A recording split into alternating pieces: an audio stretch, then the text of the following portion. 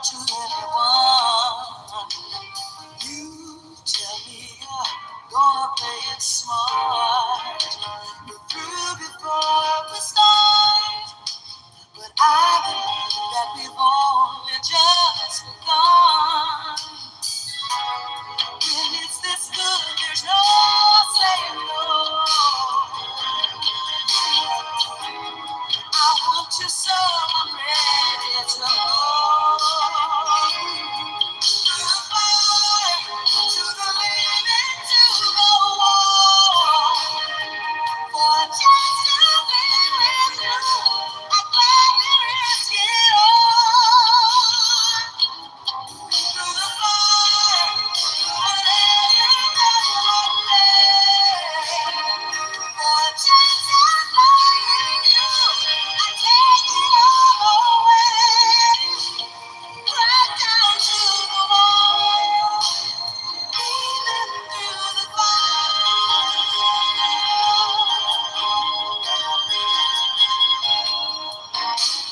I know you're afraid of what you feel. You still need time to heal, and I can help if you're lonely, let me try. You touch me and something in me new. I can have with you. Now I'm not ready to kiss that dream goodbye. When it's this sweet, there's no saying no. I need you so I'm ready to go. Through the fire, to the limit, to the wall. For a chance to be with you, I'd gladly risk it all. Through the fire, through whatever comes what may. For a chance of loving you, I take it all away. Right down to the wall, even to the fire.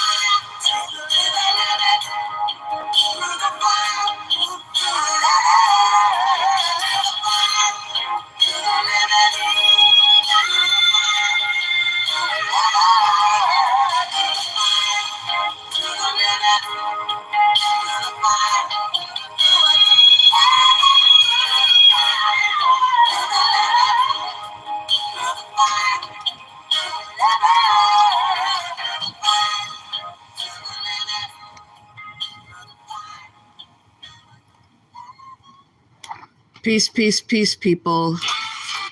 Thank you for coming through. I would really appreciate if everybody would hit the like, share, subscribe to my channel.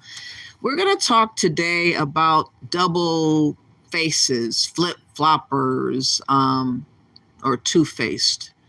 Afridamus. Afridamus is a Gambian American who is African first. He always said that. He's for the betterment of Africa, and make no mistake about that.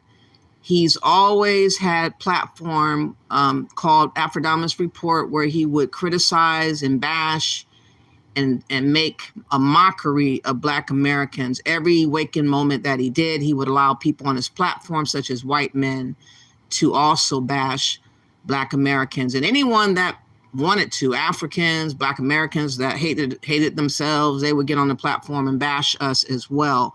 So it was kind of like a circus of sorts on his platform. And he tried to make it seem like he was an educator. He was,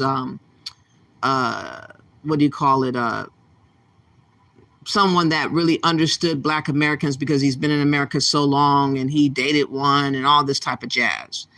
Well, he took 3 months off, disappeared to go to Gambia, and he comes back as if he's a newfound man, a man with a different plan, a new attitude. He's been transformed from how he used to be, and now he understands what Black Americans have been complaining about with the scams and the Pan-African talk and all this type of stuff. What he's doing essentially is he's trying to paint a narrative that he's more understanding and he can relate because people mistook him in the Gambia, where he's from, for being American, a Black American at that.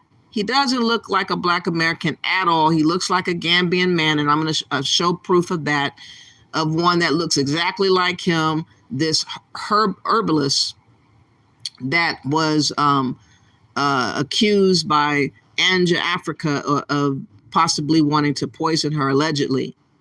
And, you know, he just tried to make it seem like he is more down to earth for the understanding of Black Americans because he wants next. He wants an opportunity to try to get our money towards his plans of investments, just like everybody else. Like Afridamus, if you're about, you know, bettering Gambia and all that kind of stuff, why don't you talk to Africans about these proposals that you have in mind, these ideas that you want to suggest, these different things that we could do better and how we could manipulate the system and how we could trick out, box out the Africans from what they're on, their intentions. You could do different things to uproot what they try to do and do it better type of attitude. Do that with the Africans. Leave us be. So I'm going to show y'all, because what he did is he went on Bamani Timaba platform. Now, this same platform he went on, he has degraded them time and time again. He has 2 videos up where he called them both scammers, Pan-African scammers at that. And he ridiculed, you know, them profusely. And I want to showcase a little bit of a clip of what he used to be on. And then I'm going to show the newfound Afridamus trying to come back like he's more humble and that he's a newfound man. And, you know, he understands Black Americans' plight and all this type of jazz. But it's all for play. It's all for show. I don't believe you. I don't care if you have more people. You're not believable. You have a mindset of scamming, just like other Africans in the West Africa, where you are from originally, and you have not changed your colors. So you're not fooling nobody. But I want to show y'all first and foremost this old video so you guys get the gist of what I'm talking about.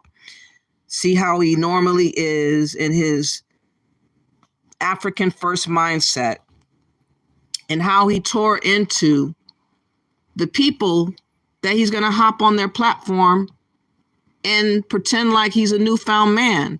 Now, if you're a newfound man, Afridamus, why won't you remove these videos where you went off on these same people where you went on their platform? Because you have no respect. When I talked about this, like apparently this did not sit well with them. And some of you that come and you write in the chat section, some of the females, it's like, stop thinking, you know, this is about drama. This is edutainment. There are many people who need this information.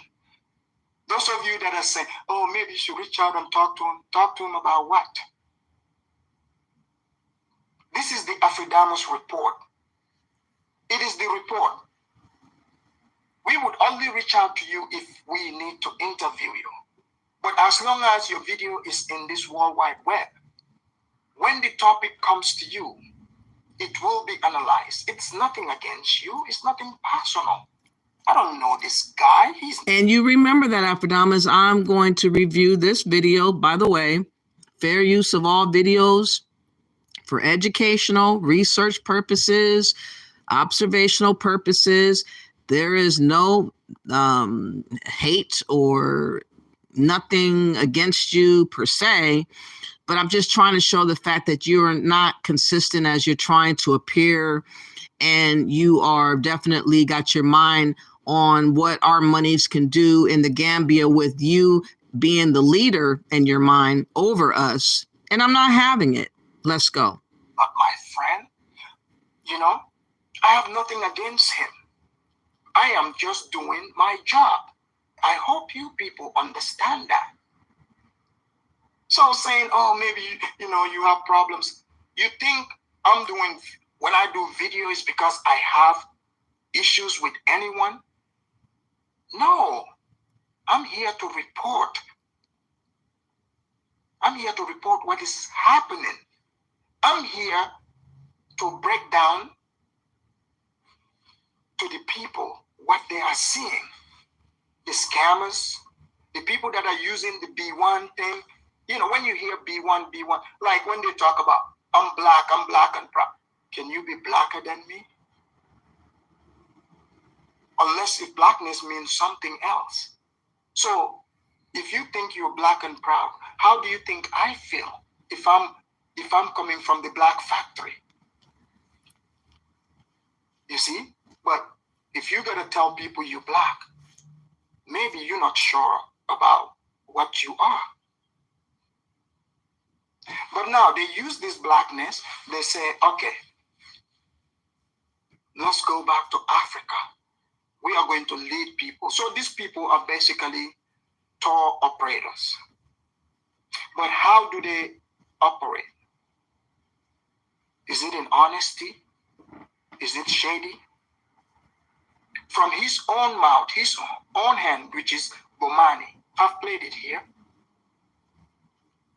After a woman who was a client of his, made the allegation that she purchased land from him and he didn't deliver. And the woman wanted her money. The woman sent the police to her, because the woman showed the documentation. And obviously the police saw something fishy for them to come to that hotel. But he escaped. But you see, I saw some people saying, oh, he went back to Ghana since then. How do you know this? See, some of you are so naive. Did you see him do a live from Ghana? Oh, he posted a video. He's been going to Ghana forever. You think every footage he takes, he posts? I have footages of me. I can post it and say, oh, I'm in Gambia. I never posted it. You've never seen it. Again, he is critiquing Bomani, who is a Jamaican American. He's going to critique also, I guess he's a Black American. It's up for debate, Kala Genesis, because lately he's been acting and sounding like he's not really a Black American. But he's about to tear into these two men that have a platform where they go on and talk about pan-Africanism. Of course, I'm anti-pan-African. It's a hoax. It's not the truth. It is a lie from the depths of hell. It's just a way of trying to get your money, though, through proposals of land, investment, so-called opportunities that they keep on pushing towards Black Americans seemingly all the time. And so he is critiquing, which I don't have a problem with him critiquing per se, these people, these two men. But if you are going to critique them and feel some kind of way about them overall, think they don't have integrity, think that they're full of shit, why would you turn around and go on their platform, use their platform to spread your newfound attitude or your ideas in general without even apologizing or taking the videos down?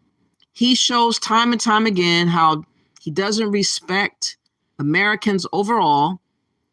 He shows time and time again how he is African first and he feels like we're inferior to him. So he kept this video up, criticizing the very platform he's going to hop on later on in this show and try to act like he's a newfound man and he's understanding what Black Americans have been complaining about and he wants to be down type of thing. I just want y'all to understand the fact that he's about to flip-flop later on in this show, but I want you to get an idea how he really is in his true essence before I show the flip.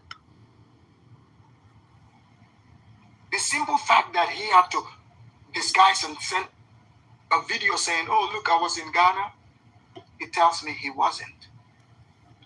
If he is not wanted in Ghana, why is he now all of a sudden talking about, oh, his trips are to the Gambia? I'm sure he's going to say, he's been there before. Yeah, but according to him, he's been going to Ghana for how long? 17 years. In fact, they said they were building, quote unquote, a pan-African Gaviat society. How did that turn out? You see, I have nothing against this man. I have nothing against him. But I'm here to bring the truth. See, I don't have to make up stuff like he does. I don't have to threaten anyone. All I have to do is present the facts. See, when you are unhinged, there are many, many things. You see, these scammers, if the man, I never even said he was a scammer. Allegedly, he was alleged. I don't believe he's been to Ghana since. Why didn't he do a live from Ghana? But now, the other day they had a discussion, I guess 9 hours, and majority of it,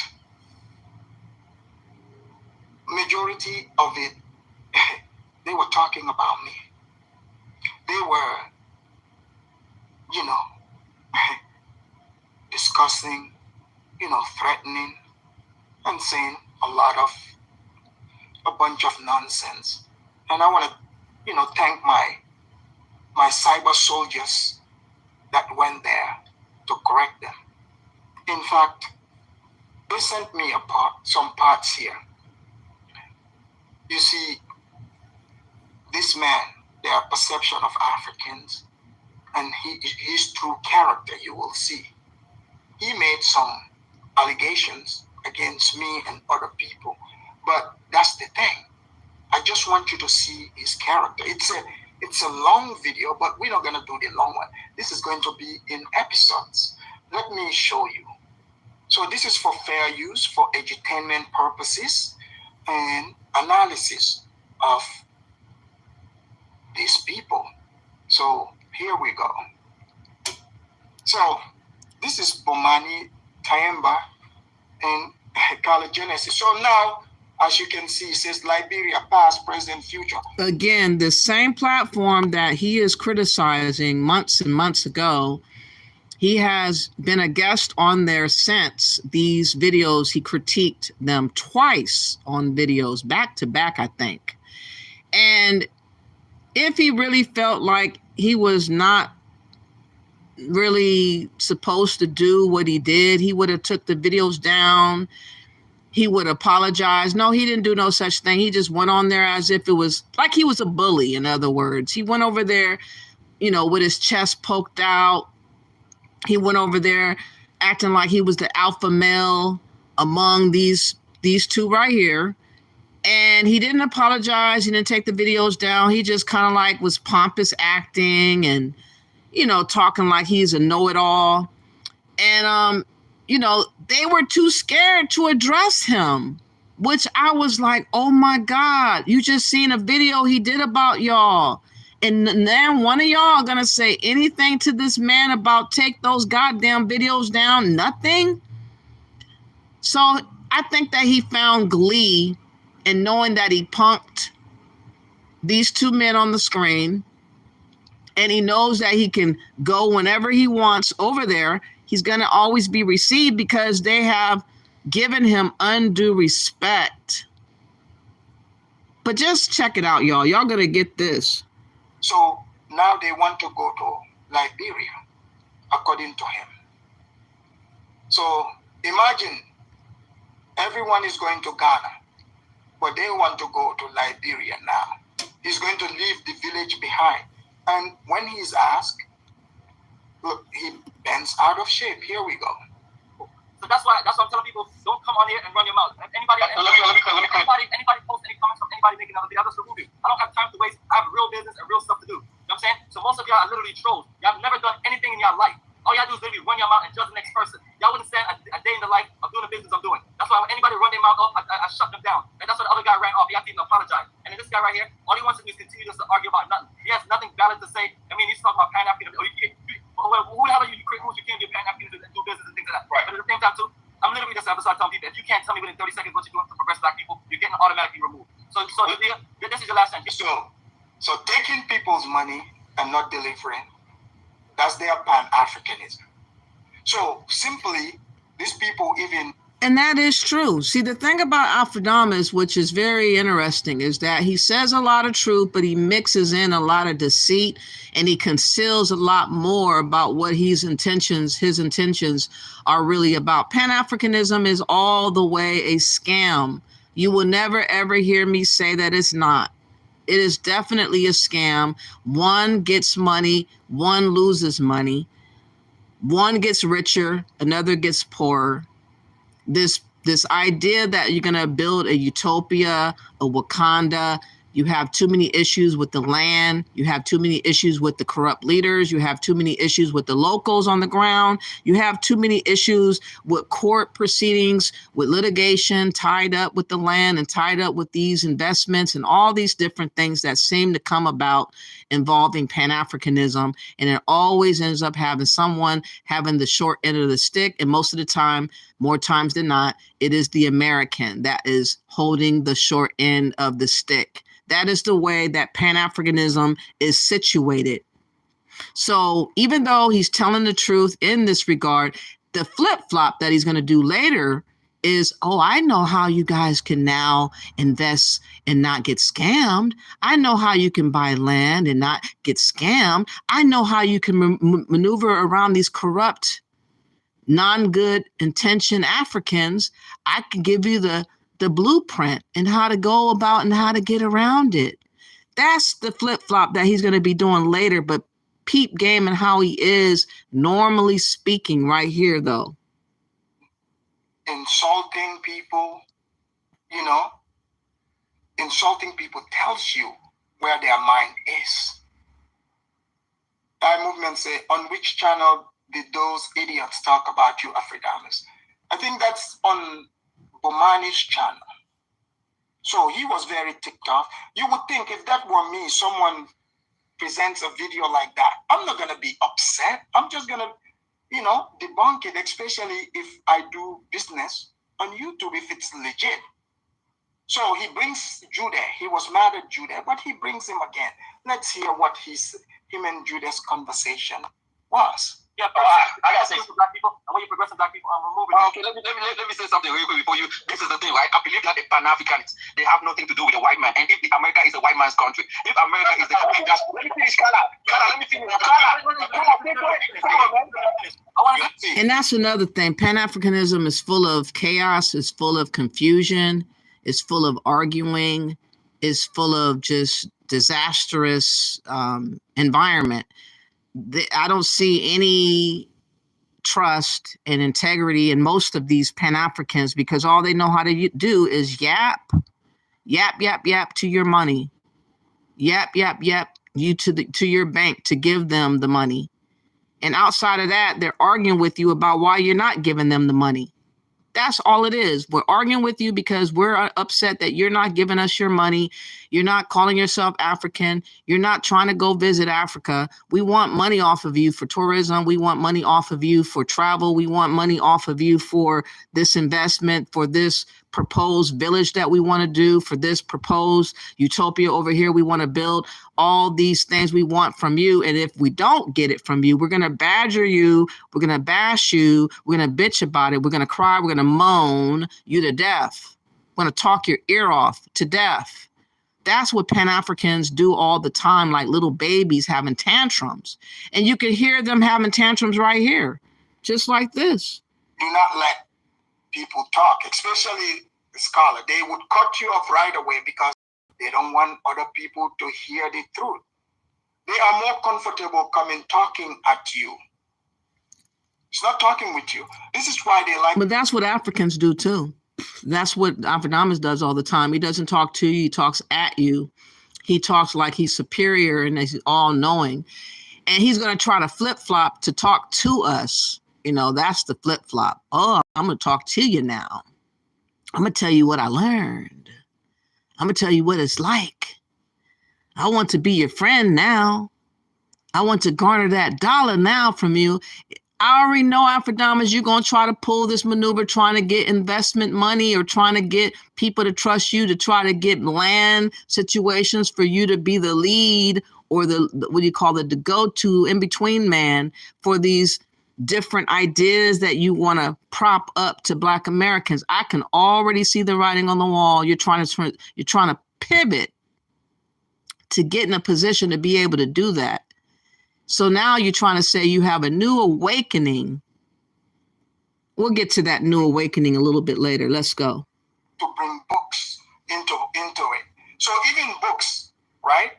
Even when they reference books, they still don't know what they are talking about. You don't need to talk about what happened, in 1800, to know what the truth is today. We get it, sure, like you want to follow in Gavi's footsteps. That's fine.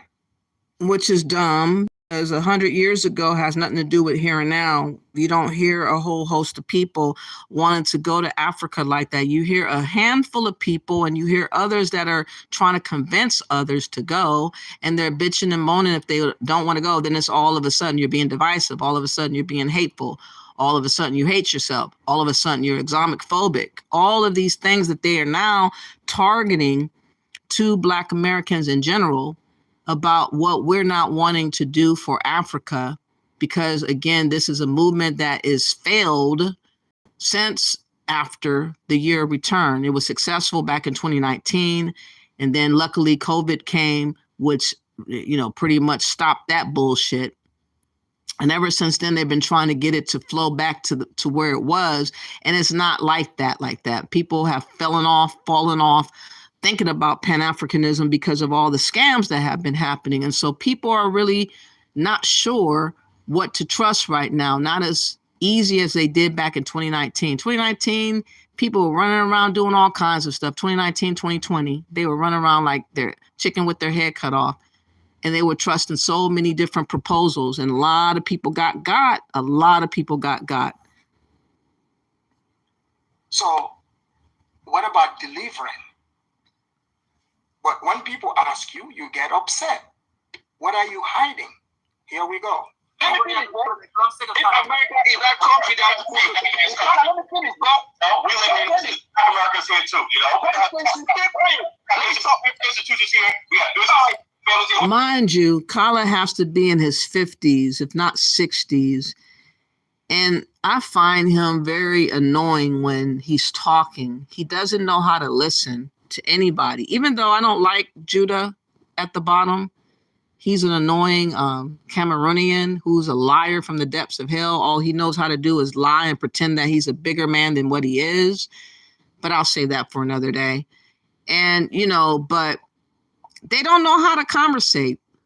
They don't know how to go back and forth. They don't know how to listen and calm down and let the other person finish their point of view before you start talking. It just looked like children in a playground that's out of control right here. Romani, can you mute these guys? Romani, can you take him out? We got to do with government and everything. We talk. Romani, can you take out Kala? Can you put Kala in the back? Let me finish. So the bottom line is, let me put him in the back. Let me talk about money. Take him out. I gotta say this, right? Now I deal with a lot of Liberians, right? And all of them, right, got U.S. citizenship, right? I can't get them to come back to Liberia. So, like Kala, you know, he thinks he's Liberian, and you know he always. So his pan-Africanism is, yeah, he wants to, you know, because he feels like he's superior. And that's a joke. He's not a Liberian. He's an American or possibly a Caribbean. I'm not sure, because he slipped up and said he has family from the Caribbean. So he might be a Caribbean. But he's not Liberian. He's taken the history, what happened with free blacks back in the 1800s with the American Colonization Society that were shipped to Africa. I think there was only like 13,000 of them that came from America and the Caribbean and somewhere else. And the bulk of them were from the Caribbean. So only a handful of free black slaves went from America to Liberia. They weren't U.S. citizens or Americans because the war and stuff like that, I guess it wasn't finalized and things of that nature where they weren't acknowledged as being American yet. But he wants to attach himself to that history, Kala, claiming that that's our history, even though we decided not to go to Liberia. Our bloodlines refused to leave. So what do we have to do with the freed slaves that decided to go? They went and did their own thing. They went and severed ties from America, even though America set up Liberia pretty much and made it easier for those free blacks to go over there and rule for a time. It still was their decision to sever ties from America. But he's trying to pick it up and remix the story and try to say that that story is our story, our history. And this is what we need to do as far as going back to Liberia, which we're not from Liberia. Our bloodlines never chose to leave. So he uses a lot of trickery and trying to make it seem like that's something that we need to do today. As far as what Marcus Garvey was talking on, Marcus Garvey was a yapper himself. He never went to Africa. He had a fake ship that didn't work. He did mail fraud. And yet people still glorify Marcus Garvey as if he did something. He is the king of fraud, Pan-African fraud. And so in keeping with that, I would say that Pan-Africans are doing exactly what Marcus Garvey did, frauding, the fraud. So let's listen some more to this. Himself, you know, he thinks he's high and above Africans, actually. But the moment he is shown the truth, he can't handle it. It's like the slave master that he cries about. He wants to be that slave master, but he doesn't have what it takes to be that slave master. So therefore, he cries. And now Afridamus thinking that he could be a slave master to us. And y'all gonna see the flip-flop, though. I want y'all to really see how his personality is right here, how he's talking about these two clowns right here. Neither one I really care for. They don't really care for me like that, so I don't really care for them. And plus, they're Pan-Africans. What good are they for me? No good. But let's listen. To shut people down. So let's see this conversation between him and Judah. They go to Liberia every year, invest in business and everything. They ain't giving them a U.S. passport. They were born in Liberia, right? They go back there and say they're contributing and building and everything like that. They come there, you know, I'm in the States and whatnot, and I'm back. My uncle, you know, my wife's uncle, he's back in Minnesota, right? You know, in Liberia for like about a month or so, back in Minnesota, right? They ain't giving nothing. They come back to America, enjoy America and everything. So because they want to be American citizens. You see, so they always talk about Africans. An African that made the choice to come here, you are not the same as that person. If you think you're moving back to Africa, you move on and leave Africans out of it. I can find said, Afridamus, you don't mean stuff though. I thought your report show was to bring us together. Who is us? I'm not sure who is us. I'm here to bring truthful. Remember that. Who is us? That's exactly the sentiment of what he has in mind and how he really is. And that's the sentiment Black Americans need to get on. Because each time you're not on that, you are the ones that's preyed upon. You're the ones that made into fools and bitches and hoes by the likes of different people that can just sweet talk you out of your money and out of your mind, out of common sense, out of discernment. So pay attention. People together, okay? The truth shall set us free. It's not about skin color, sir. It's about the truth. The truth, the truth. I don't want to be America anymore. Why don't you go get citizenship and move to Africa? You do the same thing while you right? You go back to the problem is what you're saying is stupid and make no sense. There's no one that's offering us to come to Africa like that. I mean, you can't just go get a passport from any African country just like that. It's not that simple. I've been traveling to Africa for a long time, and you do not just get anything like, search for a rule. All he does is change passports. So, I mean, whatever you did to get the one in Nigeria and Sierra Leone, that's... So, shockingly, you see, he's taking shots at search for Uhuru. So, I'm beginning to think, he is the legit one. Because, you see, when scammers start disparaging you, but he's not the legit one, so he doesn't even know what he's talking about. Dynasty Mir is another tourist guide who is a self-proclaimed prince of Nigeria. He does not care about what Black Americans go through. He always criticizes Black Americans, and he always really says a lot of reckless stuff about us and bash us. On every show he does, he got our name in his mouth talking about why are we crying and whining about this. The last time was about what's going on in Chicago and New York with the migrants taking over, and how, of course, the Black Americans are upset about all these changes and their neighborhoods being disrupted. The monies for schools and the schools are being disrupted.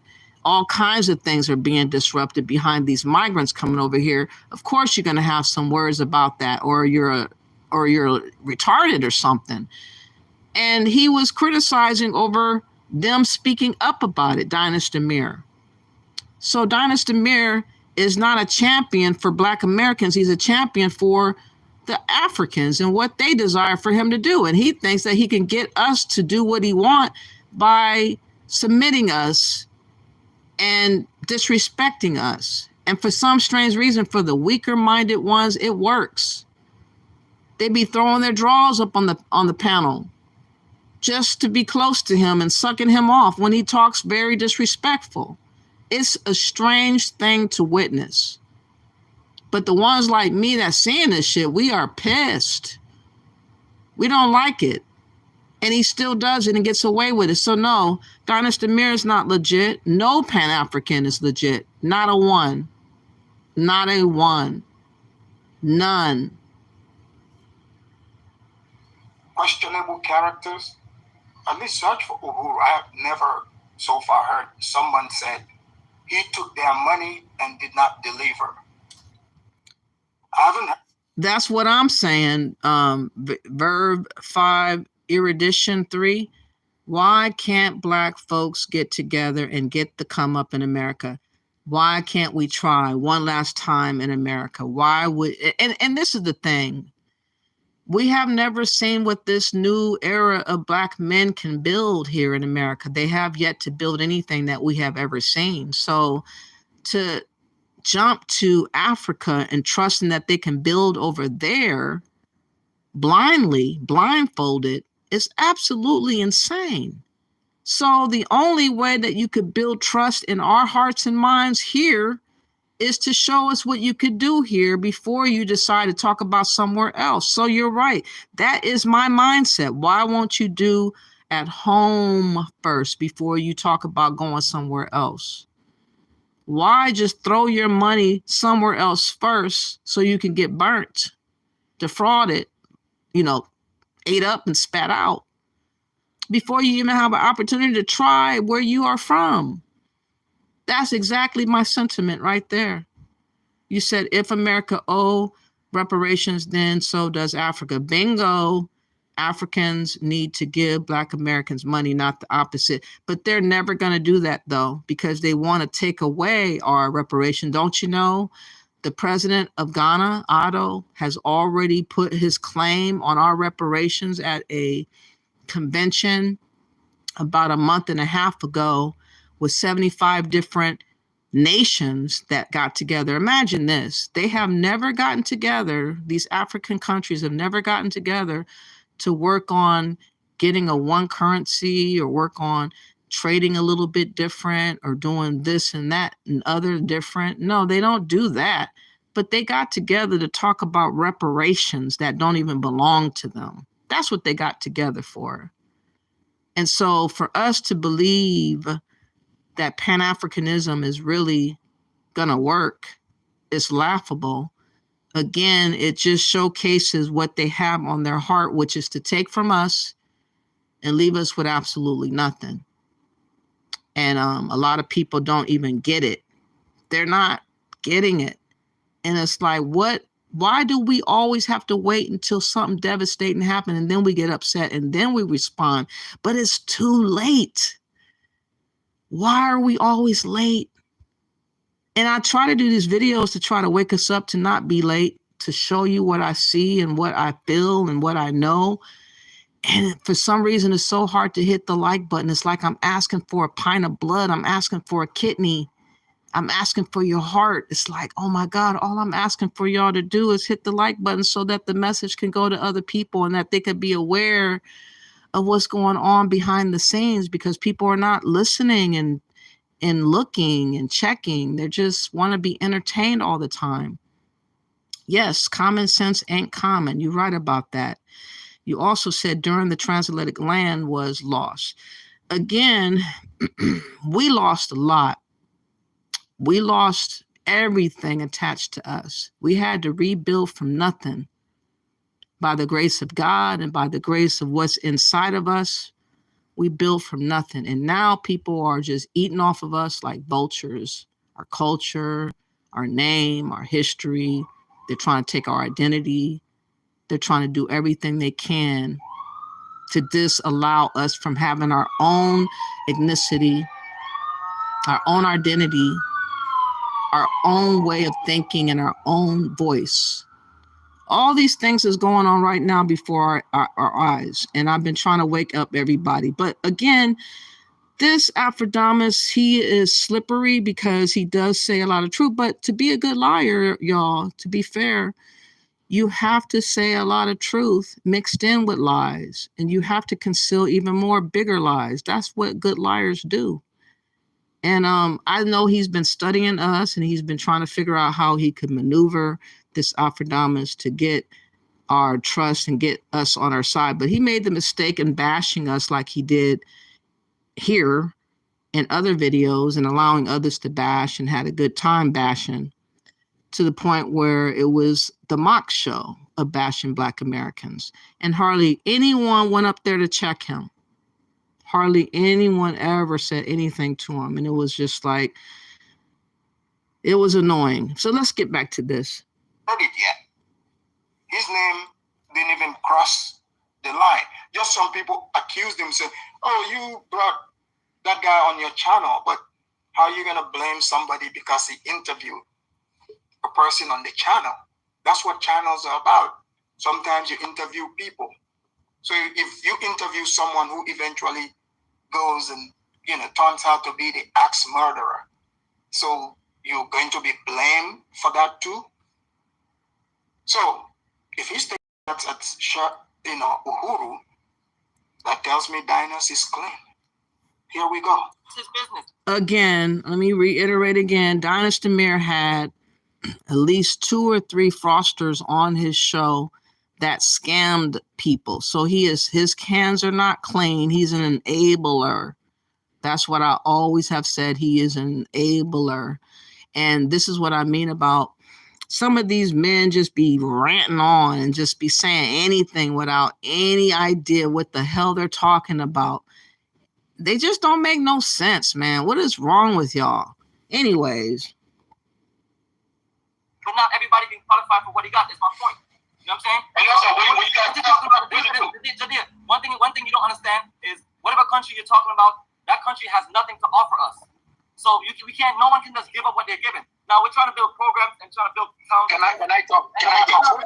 He's trying to build programs and towns and museums. What else? What you gonna build? What? Where? How? We haven't seen if you could build a doghouse, a shed, for God's sake. What are you building?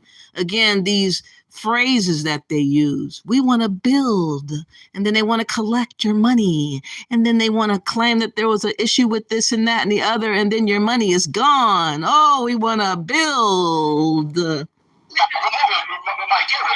finish because I want you to be clear. This is not going to be a shot match where you're analyzing your mouth. It's not going to be one of those situations. It already got me losing my train of thought of what I was saying a little while ago. What the hell was I saying now? And that's why all this is the shouting match. All he's trying to do is just shout. He was talking about building. He couldn't remember. He was talking about his building script. He's so tossed right here. He looked like he's a little bit lost right here. Hey, what's up, sis? Afridamus in the house. How you doing? I'm glad you're listening. I'm glad you're here, sis. That's your pan-African. He doesn't know what the hell he's talking about, obviously. So, guys, you're watching this guy. Clearly, he doesn't know what he's doing. Africa for African stores and investments. Look, I have nothing against the guy if he wants to be a tour guide, you know? But then, are you a legit tour guide? You see? So, just be that and stop pretending that it's about unity. You know, that's not what it's about. It's about the dollars making, uniting in your bank account. That's what it is. Just call it what it is. Nothing wrong with you making a business, but it's how that business is ran and the places it's been ran at and the type of propaganda that's been spread. Instead of just listening to what we talk about as a people, because you're basically telling us we can just give up our passport and come to Africa. And I'm saying that. Of course, you have to give it up if you believe that Africa is your home. No, listen. And again, what's so interesting and fascinating is Judea, the one at the bottom, is always talking about trying to get us to renounce our citizenship here in America if you're proclaiming to be a Pan-African or want to be an African. He always has suggestions that go over there and be African permanent like the Africans. But he's in America, though. All these Africans are definitely trying to replace us, as I've been saying. And they're trying to get you to swap with them while you go to Africa and suffer the conditions that they fled from. They come over here and enjoy your life that you bled and died for, your ancestors. That's what they preach and teach. And then they're like, yeah, buy land, get investments. And then they make money off of your dumbasses too, using the Pan-African lie. It's just a win-win for them. And I've been trying my best to talk about this, and people are starting to now listen. But I need you guys to share the video, like the video. Let's go.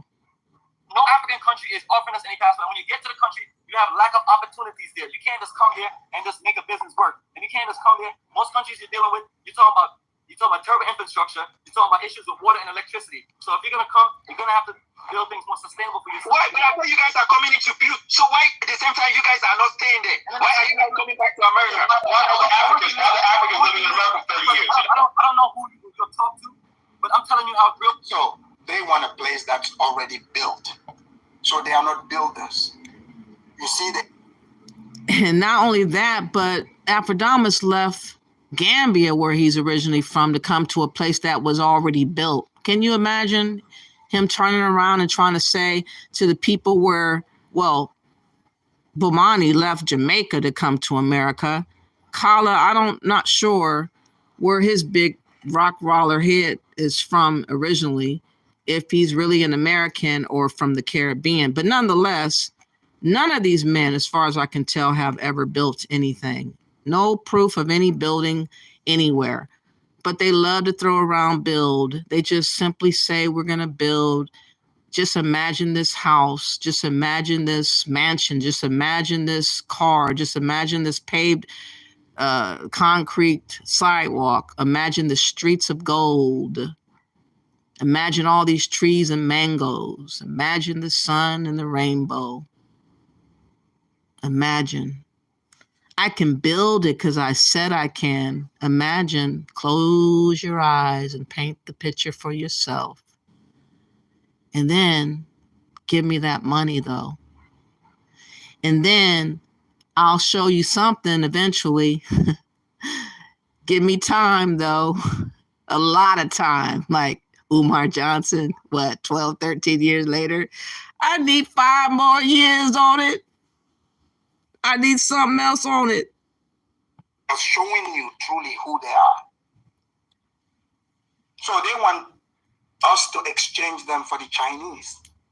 The Chinese are not saying the roads are not good. They are getting paid to build it. You see? So there's, we built America. We're builders. Are they really?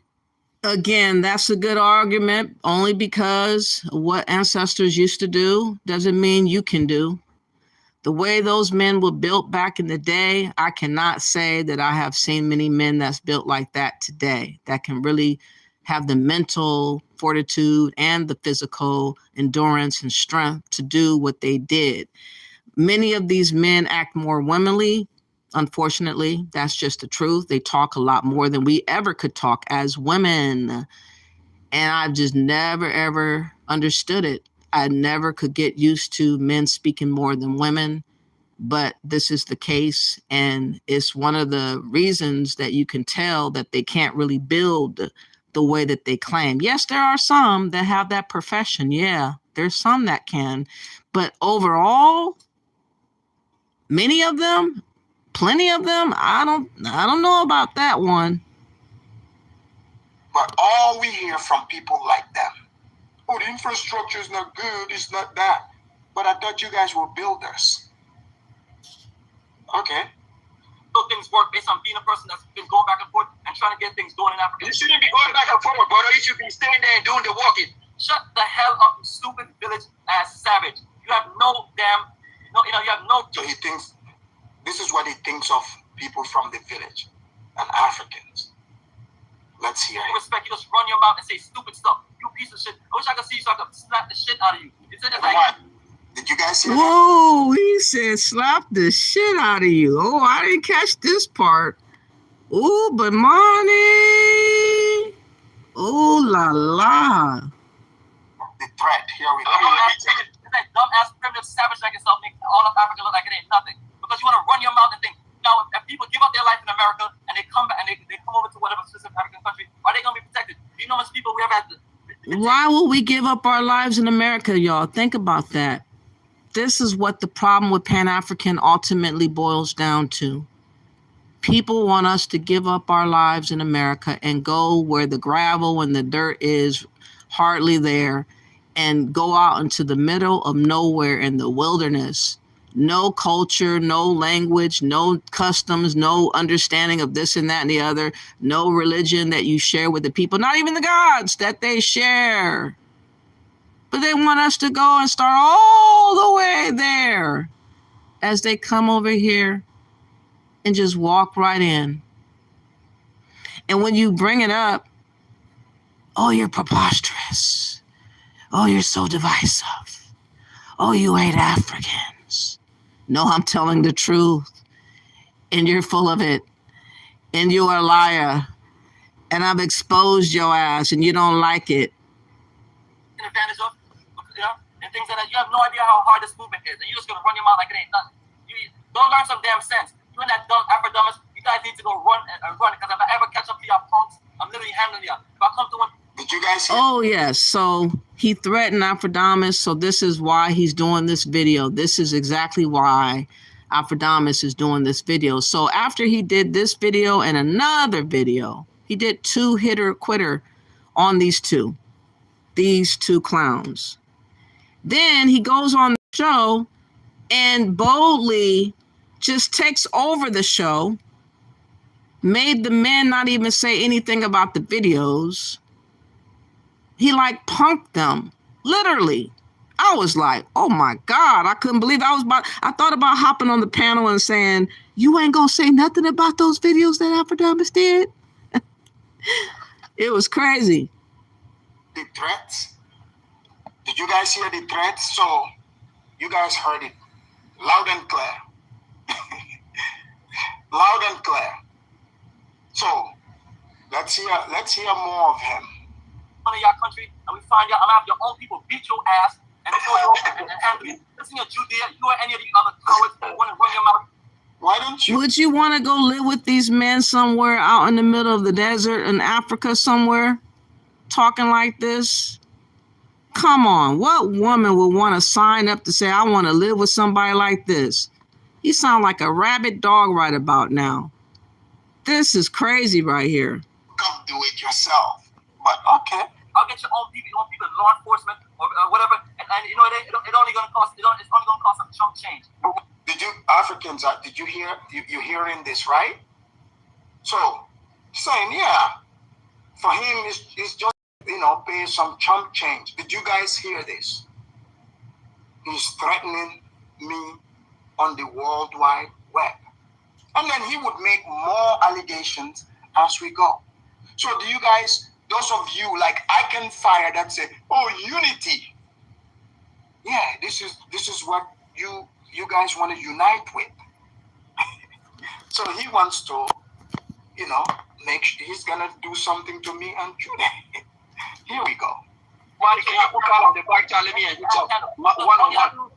cowards do is run your mouth. Y'all gotta run your mouth. And that's why if you're gonna come on here and say anything, you literally have to prove to us what you're building. And you literally have to prove what you're building, but he ain't got to prove what he's building. Doesn't that sound like that's a contradiction?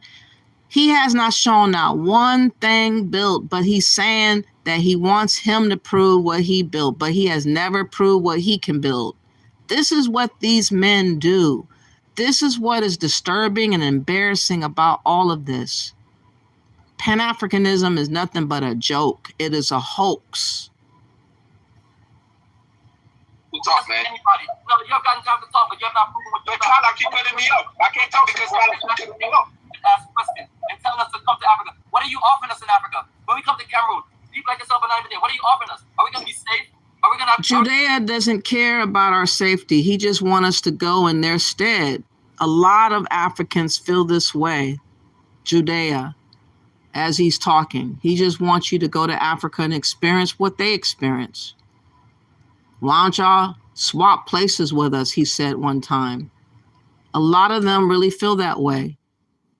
And they think that we have an issue if we don't want to go. Like, no, thank you. I'll pass. For the ones that want to go, y'all go and take that risk all you want, but just don't expect me to do. If the Africans are fleeing in droves to get anywhere else but Africa, what kind of sense does it make for me to want to take my black ass over there? It doesn't make no sense. And that's not talking like hatred or Islamophobic. It's just realistic. People make stuff a lot harder than what they have to. Are we going to have infrastructure? Are we going to have opportunities? Are we going to be able to do what we need to do? No. So what? So I would advise somebody, do not give your passport to the next country. So they are afraid of giving up their passport. They are so pan-African, right? They want to go build with the blacks in Africa. You see? So I'm saying this so you guys clearly hear what's going on. And it gets better. No, you cannot talk because the next country has nothing to offer you. So it makes no sense. So you need to be. But this is the same guy that's telling us to go build there in Africa, though. But it doesn't make sense for him to go over there without it being built. But how can you get it built unless it's getting built? So they're both looking crazy right here. Judea, the African who's from Cameroonian, living in, what'd he say? I think he said Oklahoma, or where the Amish people live. What is that? I forgot where they live. Where the Mormons live. Utah. He lives in Utah, y'all. And he's trying to convince any Black American or any American, whether you're a Jamaican American, a Black American, or any other American, to take a chance and go to Africa as he sits up in Utah and chills. But his whole time talking is about, why are y'all not building anything in Africa? Because we don't have to. We're not from there. That's your job. You're from there. You left. You need to go back and build. They want us to take the place of what they're supposed to do. And people are buying into that. That's the part that's killing it. Work with your country to help your country understand, to incorporate opportunities Black people in the diaspora. Okay, let me talk, right? First and foremost, Cameroon is not. Let me talk. First and foremost, Cameroon is not inviting any Black motherfucker to come to Africa. We're not doing that stuff. We're not begging nobody to come to. We believe that it's only going to be Cameroonians. So you see, they want to push themselves on people, right? But here's Judah saying, no, we're not inviting you. We've never called on to you. Do not come to us. So you see how they get offended, right? So that he's asking for opportunities from Cameroon. What's Cameroon going to do for us Black diaspora? You live in the richest country on this side of heaven. You see? Cameroon have plenty of Cameroonians to do stuff for. Those people need stuff. Like you yourself said, there's no infrastructure. We need you smart, pan-Africans, with all that expertise and money, you that know the white man, because I've seen the type of things that white man built. You see right behind me, that is the artwork. And that's another thing. He always prays in white men. Like, he always be on their jock. That's another thing that I've noticed about Afridamus. Miss D says, boom, facts. They still don't get 500 years removed if we were from Africa, because most was already over here. They need to build their own shit. Exactly. They want us to take the place of what they're supposed to go and do. Isn't that a bitch? Miss D also says it proves they are their ancestors, scammers and treacherous. Yes, that's what I say. Can't trust them. Sorry. They don't trust themselves. That's why they don't go back and build themselves. So don't expect me to take the place of what you're not willing to do. And again, them two talking about building in Liberia or Ghana or wherever, they still haven't proved that they're able to build.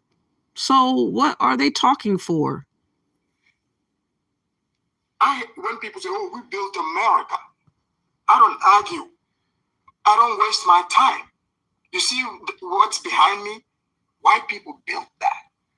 They live in it. They occupy it. They design it. They don't even have to tell you.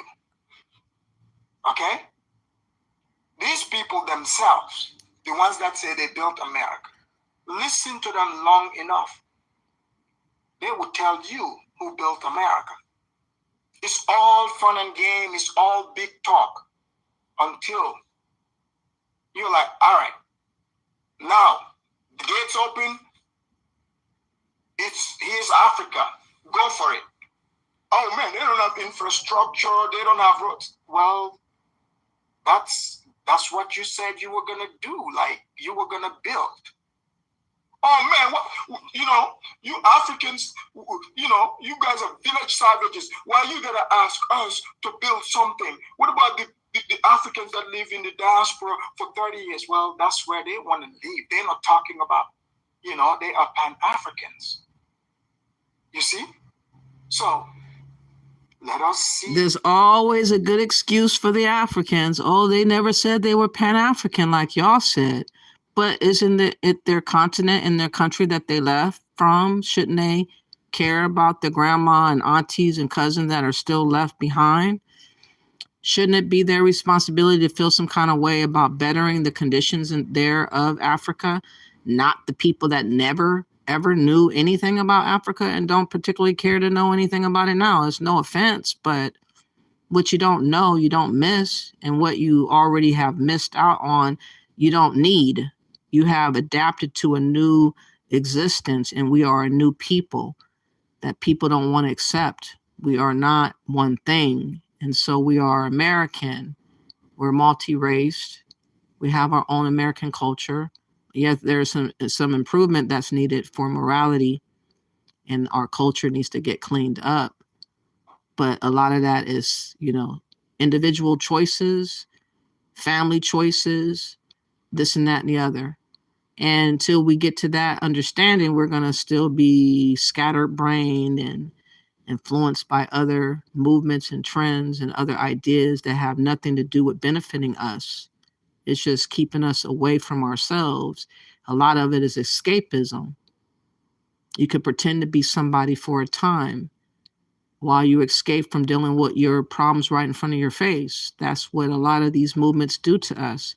That's why there's so many different ideas and ideologies and identities. Being a Moor, being an Indian, being a Pan-African, being a Christian, being a Muslim, being a $5 African, being NOI, or all these other whatever, trying to be a polygamist, trying to be a nature boy, trying to be all these other things that gets your mind skewed on, for instance, the migration crisis, for instance, the job loss here and the lack of jobs thereof. For instance, the family that's being destroyed right before our eyes, homelessness, it's rampant. We don't talk about none of these things. We just keep it on entertainment, keep it light, or bash one another. This is the remedy for escapism for us. And, hopefully my show or some of the things that I will say will resonate with people to start paying attention to here and now instead of 1800 or, the year 3000. You're not going to make it to that, so why talk about the year 30,000? 3 years from now or 30 years from now, we're not going to be able to do this. Well, you might not be alive in 30 years. So why are you thinking about 30 years? You need to survive today.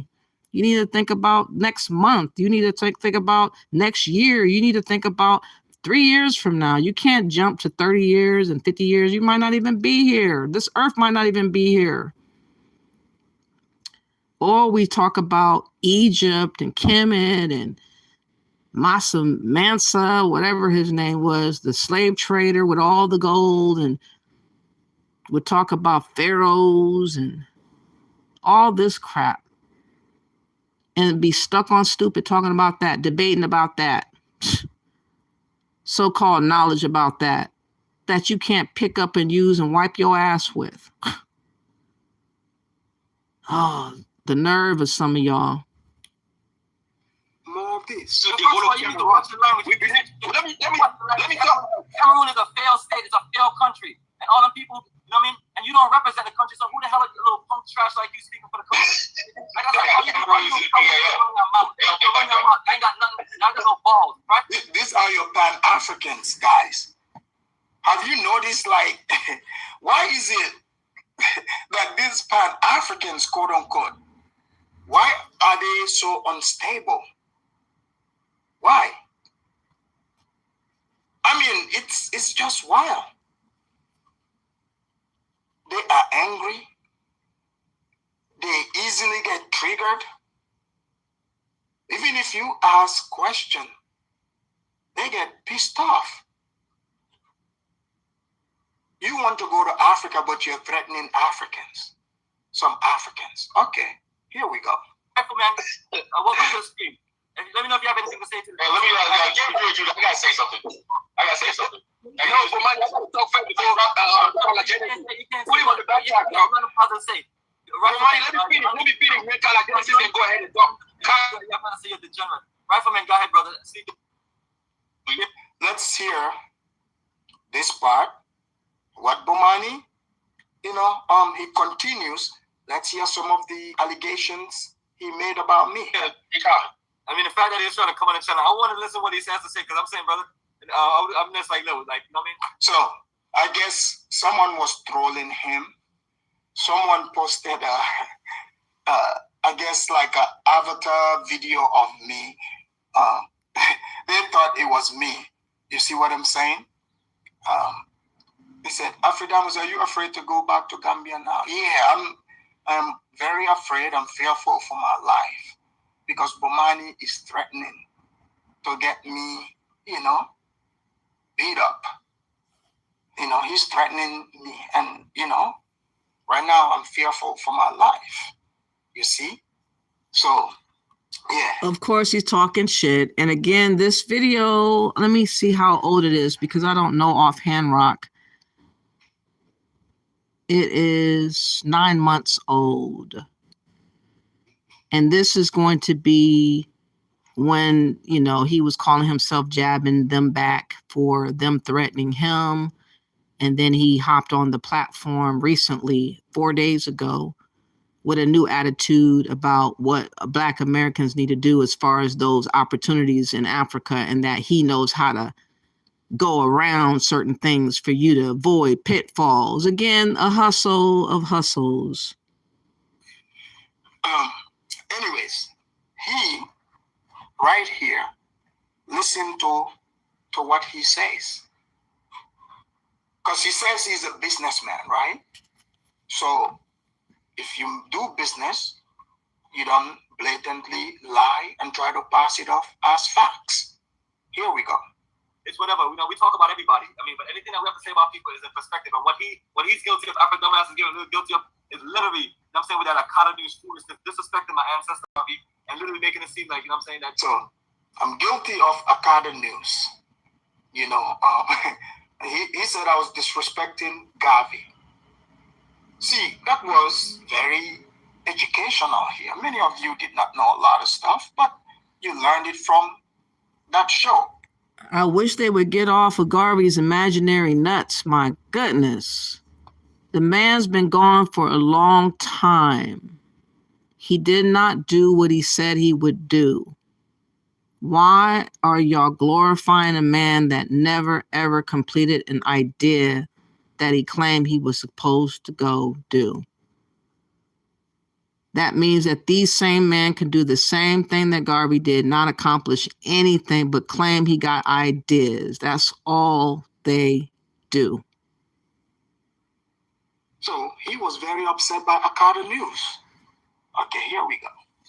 We're full of just like Akata News, very interesting. Afridamus, Akata News, huh?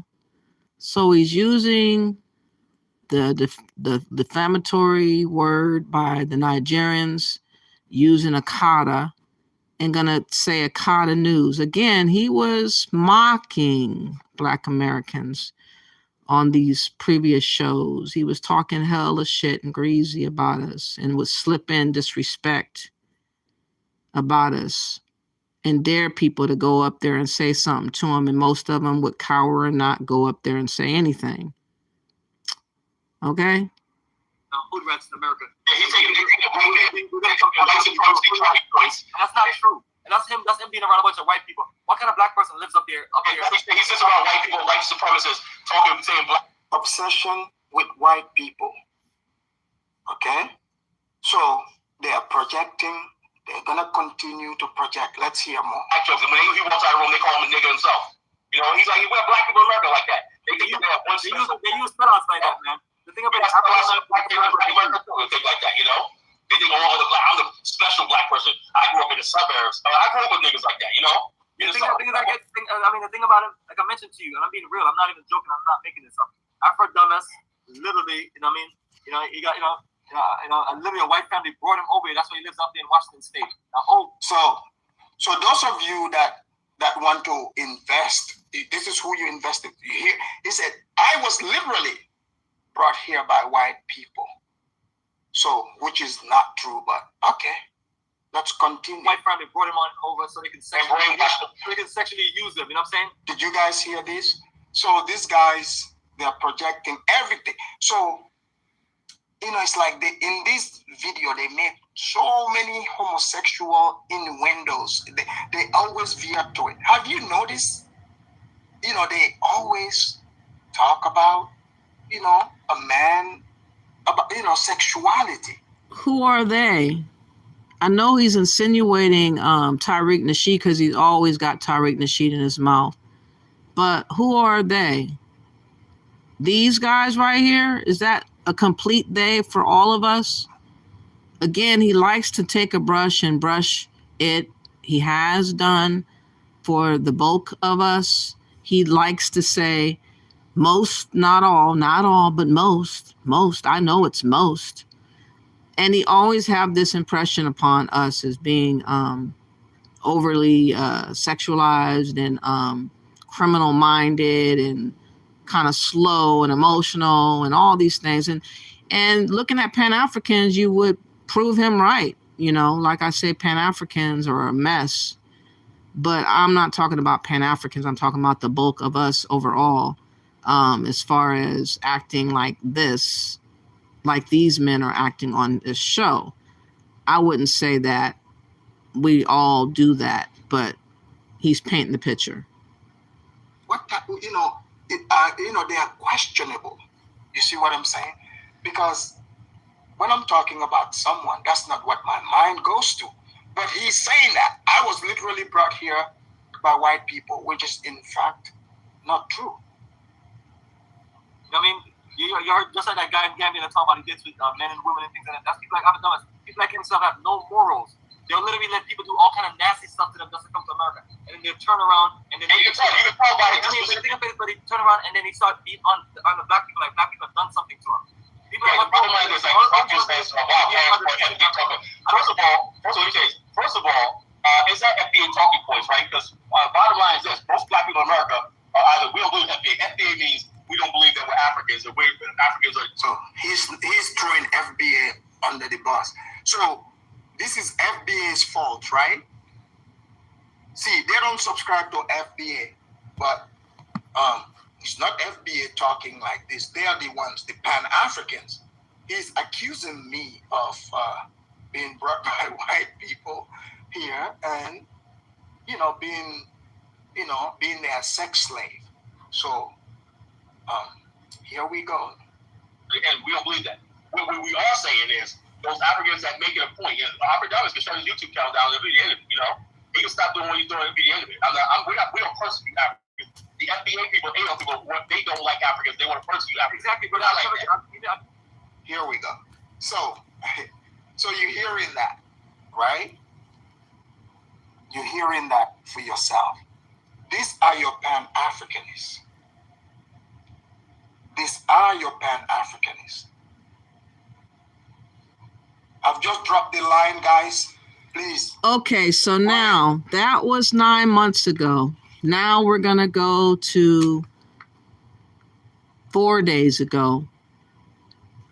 4 days ago, Afridamus went back on the same platform, on their platform. And he wanted to act like he was a newfound man with a new plan and a new understanding and how we can get this together. And he was pandering and talking as if he understands, he's down for the cause, all this crap. He claimed that the Gambians didn't recognize him as being Gambian, but he looks just like a Gambian. He was a tugging and a pulling. I'm trying to look for this video right now. I had it. No, I have it somewhere. Hold on.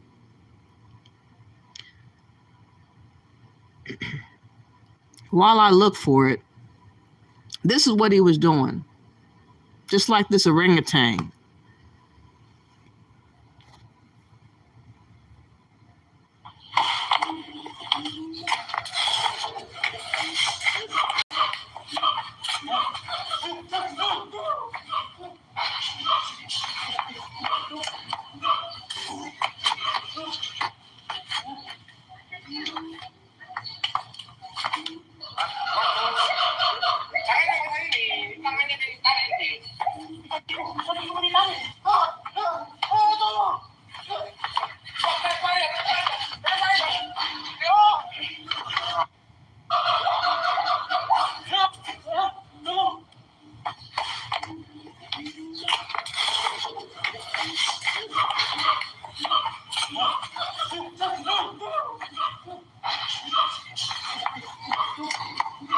Okay, that's what Afridamus is about to do right here.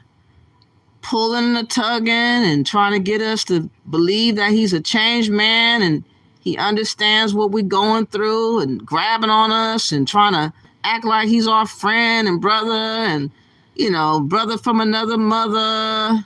Let's listen to this newfound Afridamus. Let's listen to the newfound Afridamus. Goes away for 3 months and thinks that that's supposed to just pull the wolves over our eyes, I guess. But I'm not convinced. He wants us now to trust him and what he wants us to do, just like all the others before him. I never said that. This is no time I ever tried to justify what he's trying to say. What I'm trying to say is, I look at Afridamus was not finished. Let me go back a little bit more. I might have went a little bit sooner than what I should have. Okay, let's start right here. It was not commercialized when you were chattel. I saw this one thing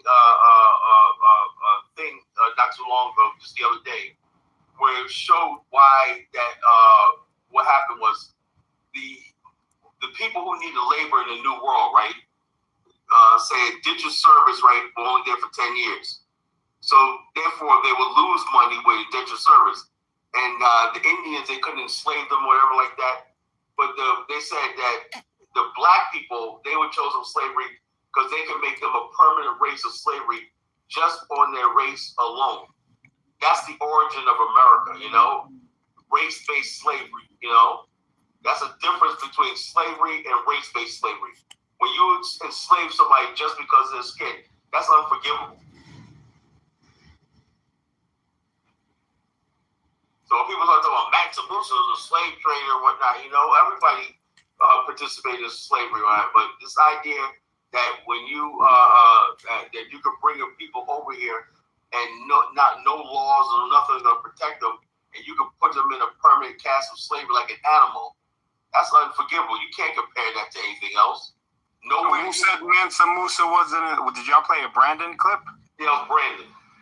Well, Brandon's right in this case, and I don't like to deal with that. Is there any evidence of that? Oh, absolutely. It was supposedly around. Mansa Musa was a slave trader, and these Pan-Africans glorify slave traders. They glorified the Woman King movie. They glorified the slave trader of Mansa Musa. They don't even know the history. And there is absolutely no reason for us as Black Americans to be glorifying slave traders. I'm sorry.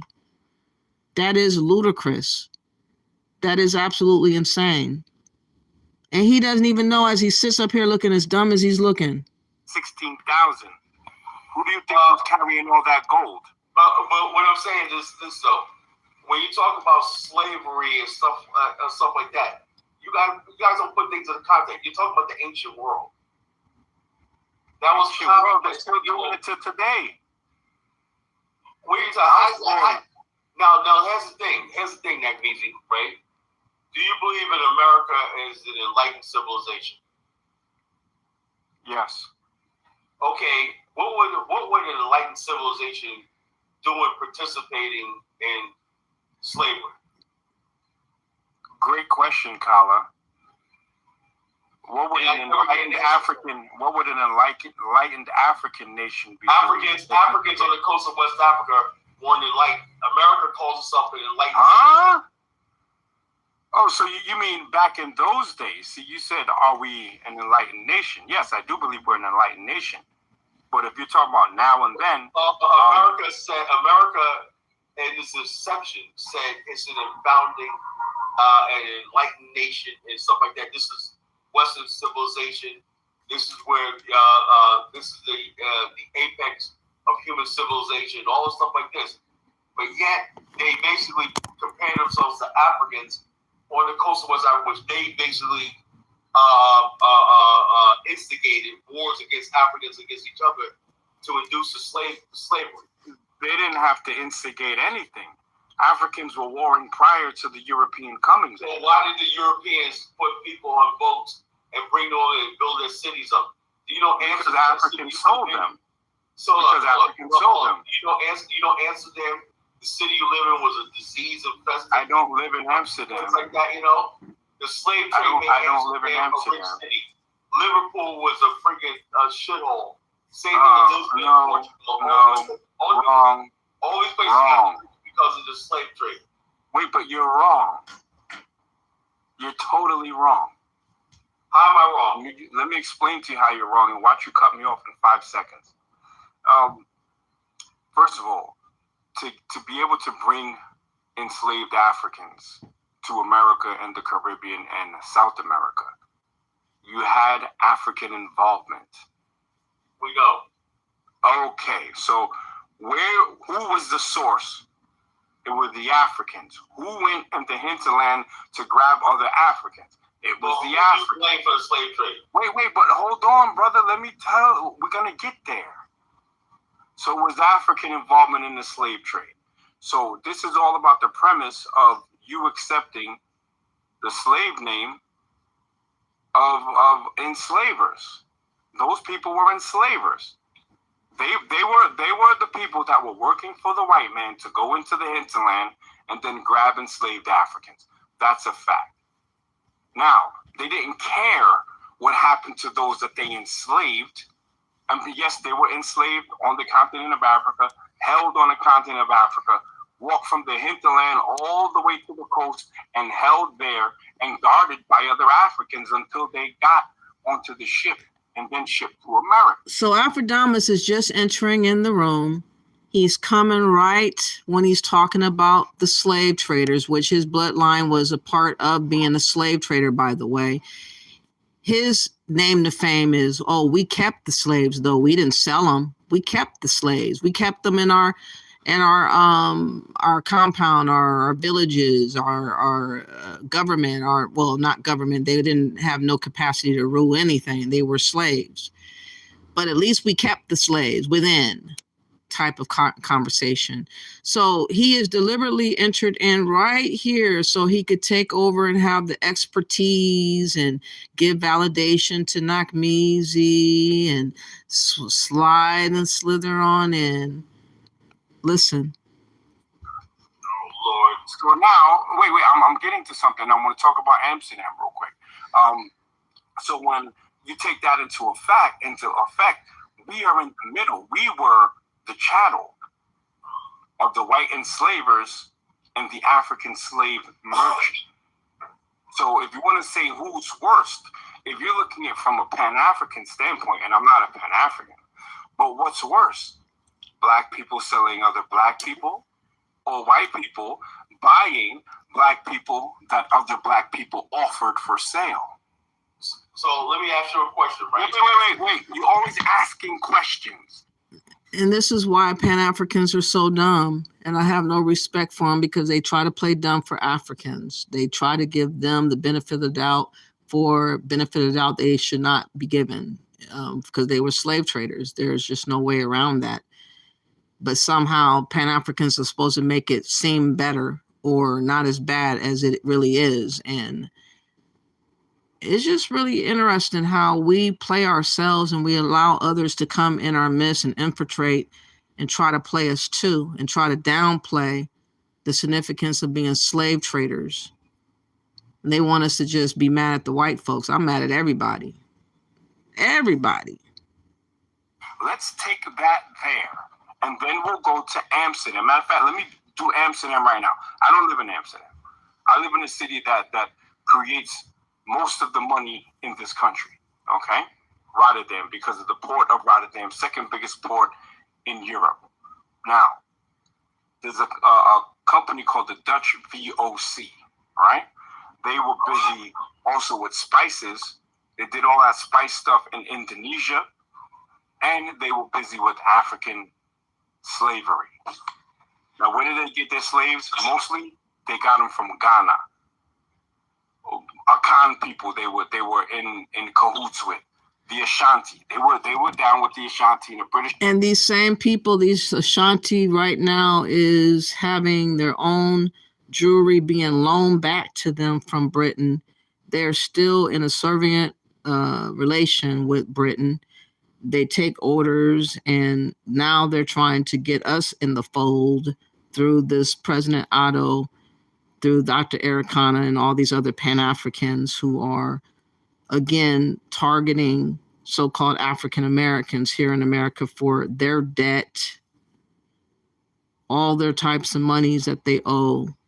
They want us through tourism. They want us to take land. They want us to purchase this. They want us to build that. They want us to attempt this. They want us to attempt a business, anything, all things to get your money. And like I said, these are the same bloodlines that had that history, and people try to downplay it. And that's what Pan-Africans' job is to do, bash us and downplay what slave trading all entailed and what that really truly means, the treacherousness of it all, and how reckless and just emboldened of evil and wickedness that was all about. So anyways, let's get back to this. Put down with the Fanti. So now they were in business with the Ashanti for 300 goddamn years, to the point that they wrote a letter acknowledging their business and their sad part in being involved in slavery. So it was a business. So you got African providers, European purchasers, and that's how it's been going on. It's been like that. So who are we? And the same people that had the same type of relationship and rapport are the same cahoots and the same rapport as before. Nothing has ever changed. The same corrupt leaders are still with the corrupt colonists and the globalists, all of that. But somehow we're supposed to believe as Black Americans that we will fare better in Africa when it's globalized over there. Literally, it's already been globalized for the one world order, and they just need to depopulate in their mind a little bit more people. Depopulation is a hot topic. I think Bill Gates is in on it, and probably others, of course, secret societies, that type of thing. But we need to study up on that kind of stuff and understand what's going on and where it's supposed to be happening at and why. There are like rumors that there's going to be some wars coming up with Europe and Africa possibly over the resources. You never know. They have like mercenaries already. They do some slick stuff. France does slick things and others do slick things, and they're all over there to do slick things. So China's over there doing all the types of things that they do with trees and getting stuff, resources and whatnot, also taking over different things that they cannot afford to pay back. This is why the interest of us has come up as of late. So that is something that we need to know. Who are we? We are the products. Okay, let me ask the descendants of enslaved Africans caught in the middle. And people want to put us back in a position of being enslaved again. That's exactly where this is going. Debt slavery. In my opinion, debt slavery. If you're paying back debt that was not deserving to you or any capacity, and that's something that you're put to do, trying to make you do, first through tourism and then trying to do it in other ways and ways and fashions. But again, all these different scams that have happened is called bankruptcy.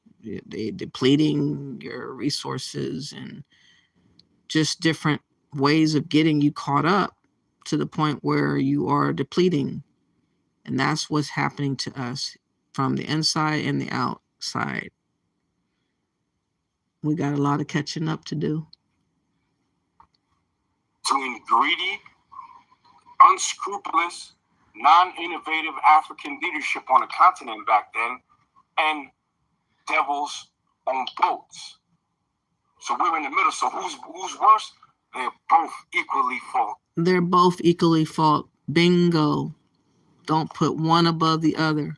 The same feeling you have for supposedly the government of this country, you should have the same type of feeling for any other affiliations that had to do with slave trade, in my opinion, the same level, because they have the same mindset. It's the other side of the coin, literally. The other side of the coin. There's no difference. Just because they're black skin doesn't make it no better. I'm sorry. I don't think that makes it feel better. I don't think it makes it look better. It's the same damn thing. So I don't understand why people want us to be involved with corrupt leaders. The people of Africa don't want to be involved with those corrupt leaders. That's why they're fleeing. So now I'm supposed to want to deal with them? You know? At fault. That's the question. Appreciate the response. Not me. Kelly, can you hold on for a few seconds? Let me introduce our greetings, Afridamus. Greetings. Now here we go. Keep in mind, close your eyes. Think about how it felt when he was going in on Brahmani and going in on Kala. This is his show, Brahmani, but he always has him as a regular Kala. And he's entered in to try to be the expertise over the slave trade because, again, that's a hot topic on YouTube. We want to talk about slavery all the damn time. Stuff that happened eons ago. You want to talk about that as if it's happening now. Long time, man. Welcome to Pan-Africanism towards nationhood. Can you respond to what Not Measy is breaking down? Let me know if you agree with him or disagree with him, or let me know if you have any critical points you want to share. Greetings. Can you guys hear me? And he never took those videos down, obviously, if I played them. So the videos are still up. They show so much respect and reverence to this man, and I never get it. I don't get it. I don't get it. Maybe you guys can help me get it. Write in the comment section or in the comments after the video. I would like to know what you see. But again, this is his way to come in like he's the master of what's going on. And then he's going to tell a story about how he was dealt with in Gambia, where he's from. And we're supposed to believe that his own people didn't recognize him as being his own people. We're supposed to believe that his experiences was just like exactly like we experience when we go to the Gambia. This is, again, Hustle 101. He's African first. He's not pulling the wool over my eyes, but he's trying. Loud and clear, brother. All right. Good thing. I just came back from Africa, Gambia. Living there for, almost 3 months. Basically, I went there to uncover things to make sure everything is clear. I'm serious about these conversations. I'm not like some people who just sit in one spot and start trying to live in the past. I agree with Nagmizi. Nagmizi did not even break it down further. Here's the thing. We cannot sit back and relitigate what happened in the past because you're not going to like it. Mansa Musa was a slave master, was a slave trader. We've all convinced ourselves that, he inherited the throne because Mansa Abubakar was lost at sea. Guys, put 2 and 2 together. He was not. Do you think a man like this can build anything? Look at Kala. He's been in that position this whole entire time. Do you think he could build anything? Let's be frank. This guy in the orange shirt laid back the whole time like this. This is embarrassing, but he's the builder. Think about it. Mansa Musa, technically, he was not in line, to sit on the throne. He was just the nephew. So he pulled a coup, obviously, killed that man, and he told the story that he went on a sail. Okay? These people that, we sit on these panels and trying to turn them into these heroes. These were slave traders. Mansa Musa matched with thousands of slaves when he was going to Mecca. Do you not think there's something wrong with that? He gifted them to the Arabs. He gifted them slaves. He was not, what you trying to paint here to make it seem like it's a black and white thing. No, I never said that. Okay. Justify what he's trying to say. What I'm trying to say is, I look at Afridamus was not finished. Show some Black American hospitality to the guest. Let him finish his point, please. I didn't get a chance to respond to what you said. Go ahead. Hold on. And in fact, I will be talking on this because I was, I was living as a Black American in the Gambia because they saw me as Black American. This is where we began with the first lie. We're just going to take care of this lie real quick. You do not look like a Black American at all, Afridamus. Cut it out. You don't sound like a Black American. You have an accent.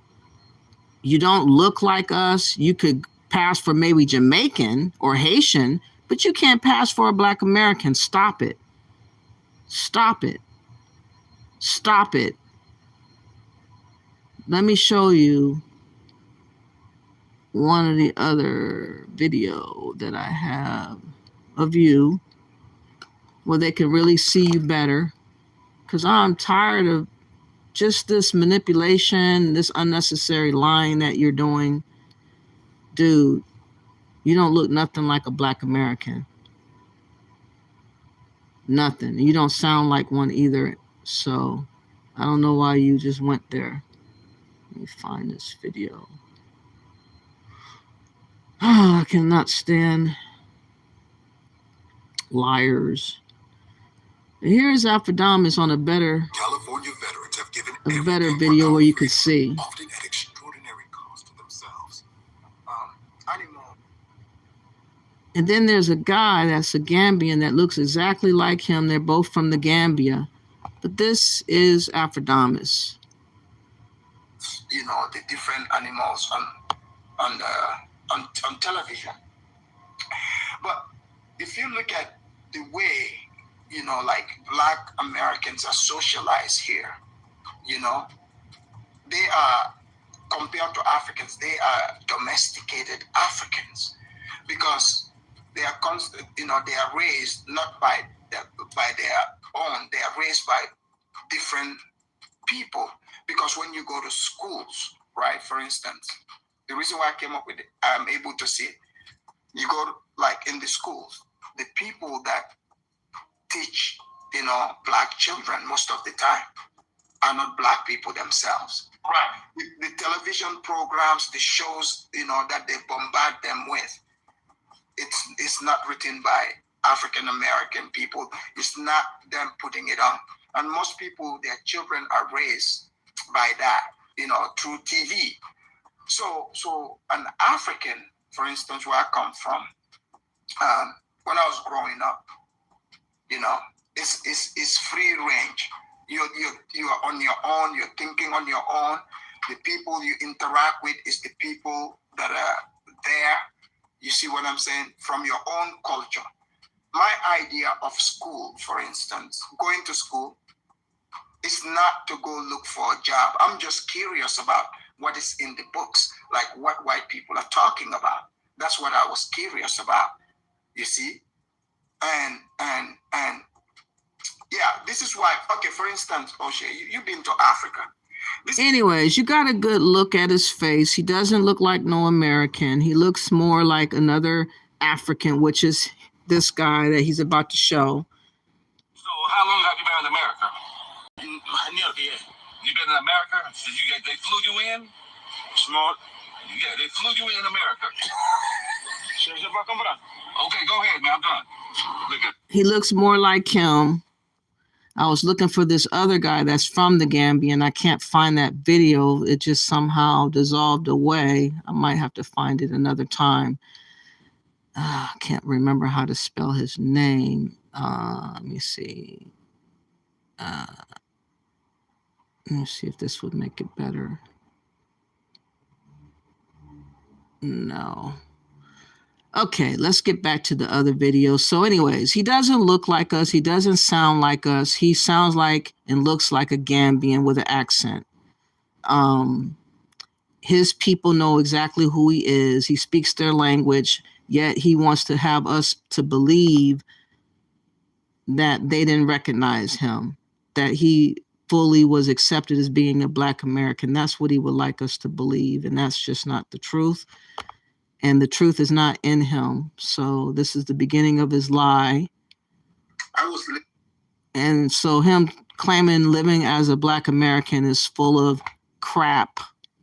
Living as a Black American in the Gambia, because they saw me as Black American. So I will uncover everything, what a Black American should expect, because that's the treatment I was given. So there's no longer any doubts, because I understand the language, I know what is being said, so that's why I always say I'm African American, because I get to hear what is being said and what the plans are, and I'm here to give people the blueprint, how to gain the advantage, how to invest, because the place is for sale.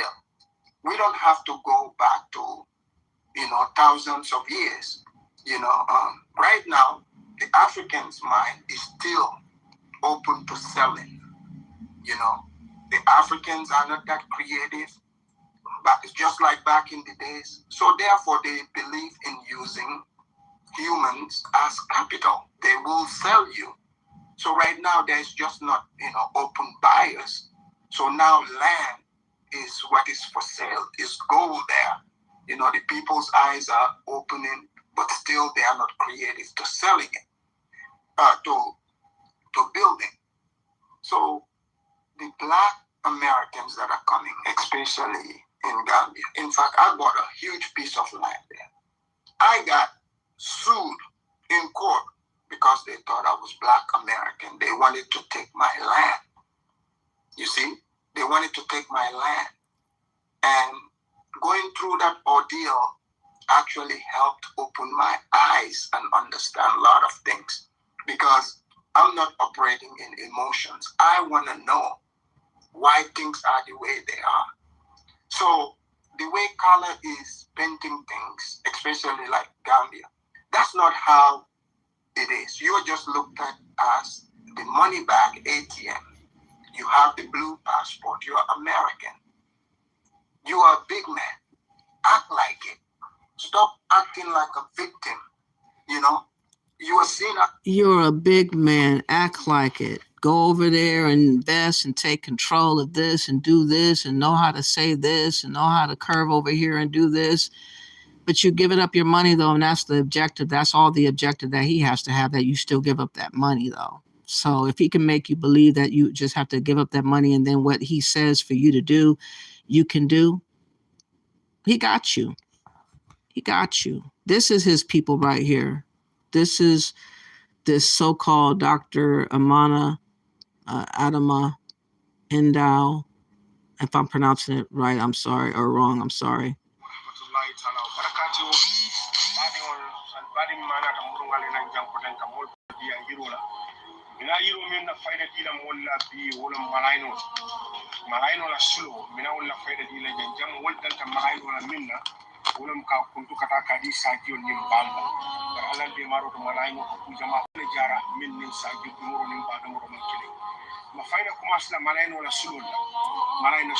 That's his people right there. Okay, let's make no mistake about it. But again, trying to act as if he can fit in and be one of us again.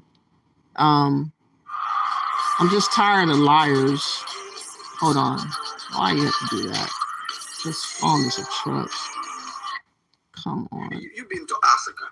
This is why you would see African, most Africans, like they have nothing whatsoever materially, but his they are people. super confident. You compare that to most Black people. When most Black people in America, they don't have. Again, he looks just like his own type. They don't have confidence. He does not look like us. He doesn't look like no Martin Luther King and none of us. So no not Malcolm X, no Rosa Parks, no none of them. Knock it off. But again, he is assuming that y'all can buy the notion that he knows exactly if you follow his every step in every direction, you'll be able to win in the end. But you're giving up that money, though. So that's all he has to have the objective for. And I'm sure he's going to be trying to get y'all to do something. Let's go.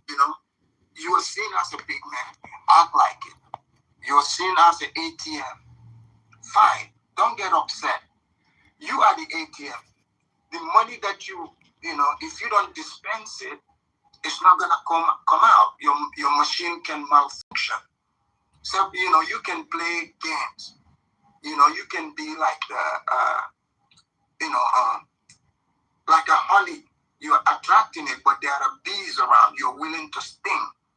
So I did all the homework. I went to court. I got sued, like I said, and word for word, it came out of the women's mouth who were suing me without my knowledge.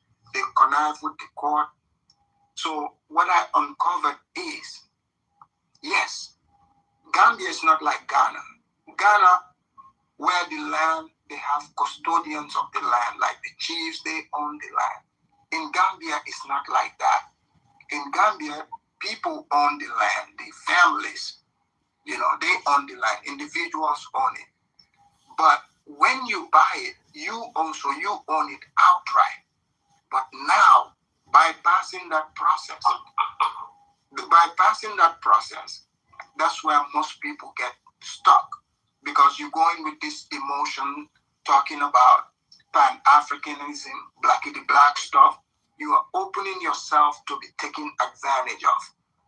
You know, you are opening yourself to this. So he wants to be our friend, y'all. Oh, Afridamus wants to be our friend. Afridamus wants to be our friend. Afridamus wants to be our friend. Oh boy, it's so easy to get us. We just have to get a little feely good sensations here and there. And, you know, it's just interesting how he's going to really pull you in when he keeps talking about how he just maneuver. And if you just do it like this and you say this, I went through the same thing y'all going to go through. This is how you avoid this pitfall and you avoid this pitfall. I'm just like, oh my God, this is just so crazy right here. Watch, y'all. Watch. What they are counting on is, okay, you are from America, Jamaica, England, wherever. So you are seen as a foreigner, even though you don't want to accept that. So when you get those lines, you are not following up, you don't know the process, you're not getting all the paperwork. So you are unshaken. It doesn't matter what paperwork you get, because they could be fraudulent paperwork. They could be missing something. They could be just a new government to change their mind and take back the land and give it back to the people. They could do an array of different things. Once your money is already gotten, it's got. They all understand that. Once the money is in your hand, you got the money. And whatever you do after that, we'll worry about the other part later. That's how most of these people move. Let's just keep it real. That's how most of these people move. Once they get your money, that's all they need to do is get that money in hand. So they're trying to get us prepared for the mindset of just giving up our money to them, leaving us in a hard rock place here in America, being squeezed out, giving money over there to Africa. We're losing, and eventually we will be at a loss. We'll be at net zero for real. It'll be hard times for many of us because they won't have an out.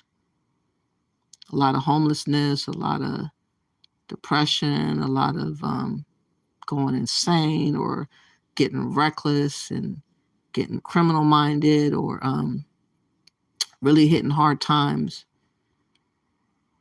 Really hitting hard times if you get got. And a lot of y'all gonna get got because it's set up that way. They just got to have us believe, though.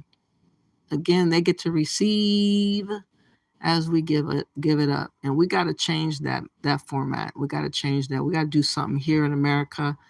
We got to get mad about this stuff going on to our brothers and sisters here and raise up on that regard and say something and do something in this regard, because it's getting kind of hairy, though. You know, and we're not responding to anything right now, but I don't want to respond to being reckless and losing out on every little thing that we got left. people just come along and say any damn thing to us. Let's go. Wow. They would conspire, come and try to take that land from you. They would do it through shady ways. Pretty soon, you start panicking. They make it seem like things are difficult. It's difficult for you because you don't know the language. I stood up as an African American. First, I pretended like I didn't know the language. I collected all the information that I need in my arsenal. And guess what? When I came to court, I blew them out of the water. I waited till they are deep. Then I spoke Mandinka. Completely destroyed them. Completely. So the Pan-Africans are not collecting information for investors because Gambia is for sale. The place is for sale.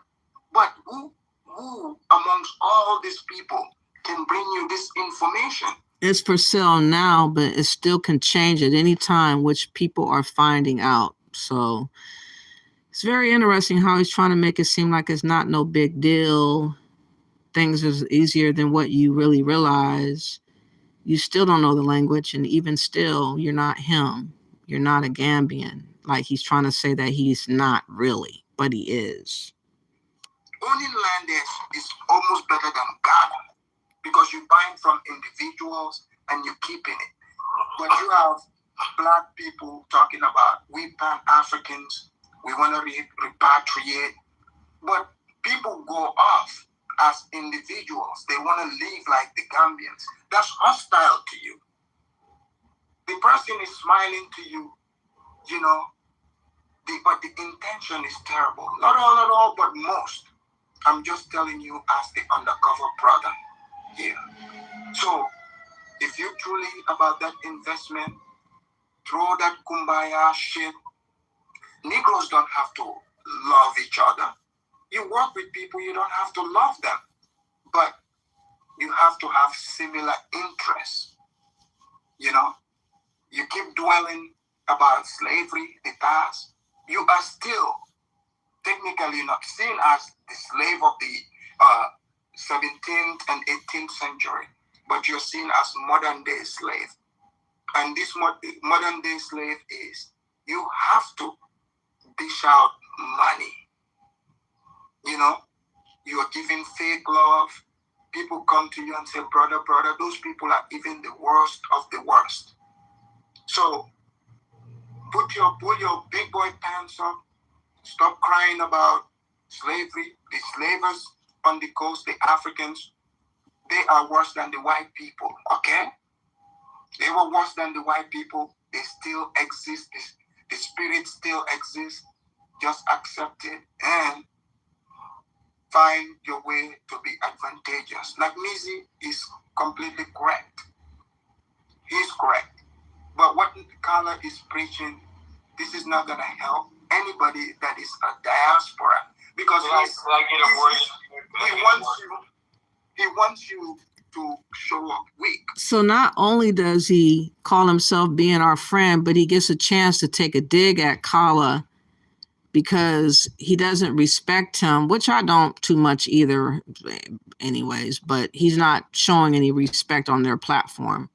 And he's gonna pretty much just make him feel like he's not really able to handle the conversation. So Kala ends up leaving.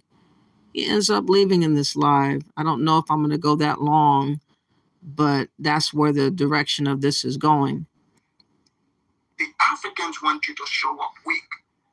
Okay? In Gambia, I know the plans are there, they're laid out. They might not sound sophisticated to you. They might not look sophisticated to you. And rightfully, it's not even that sophisticated. It's just a psychological mind. They are playing games on you. You know, you come with your pretty black stuff, they reel you in, suck all the money out of you, and send you packing. And then you start crying, oh, this Gambian saved me, blah, blah. Nah, they want to win. And they see you as an easy target. You made yourself an easy target. And you will always be an easy target. That's the part right there. He's telling the truth, but he's going to try to make it seem like he has the master plan, the blueprint to avoid all these truths. But that's the trick. You can't. You cannot. So I don't really think that we should take a new grifter at this point.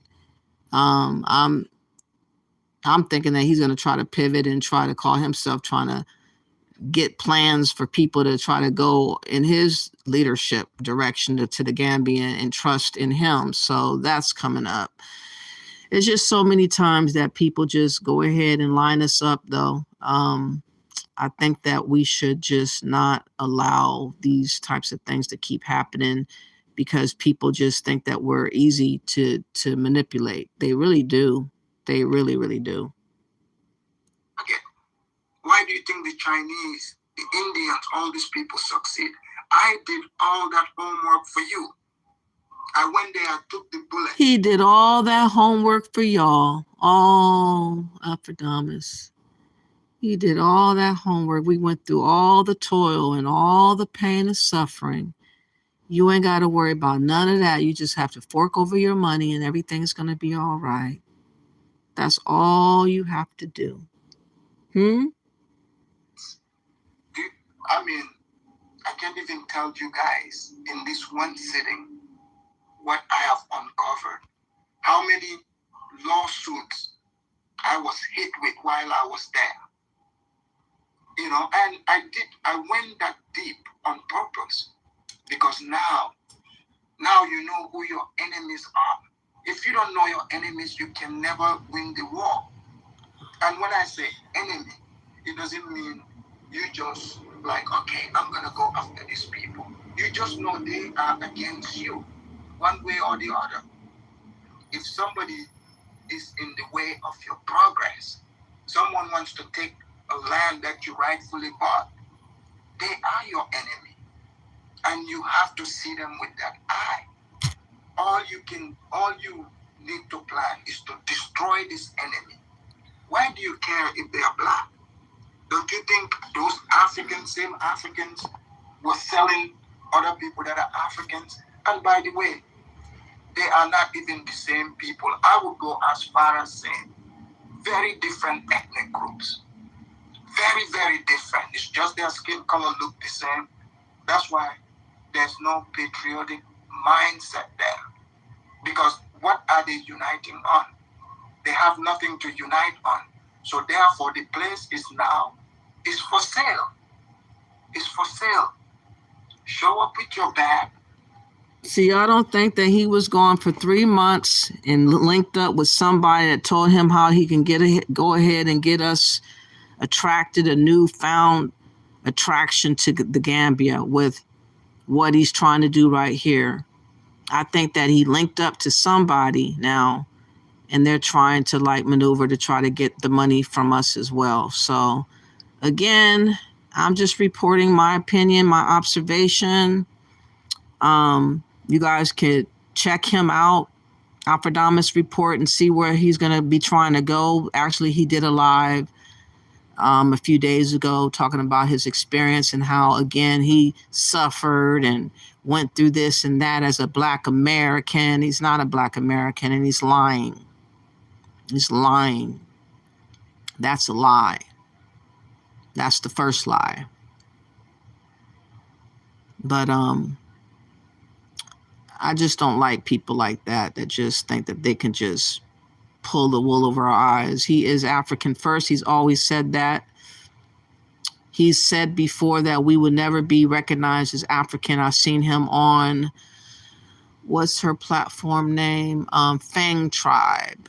He did an interview with Fang Tribe maybe 3 years ago, 2.5 years ago, 3 years ago.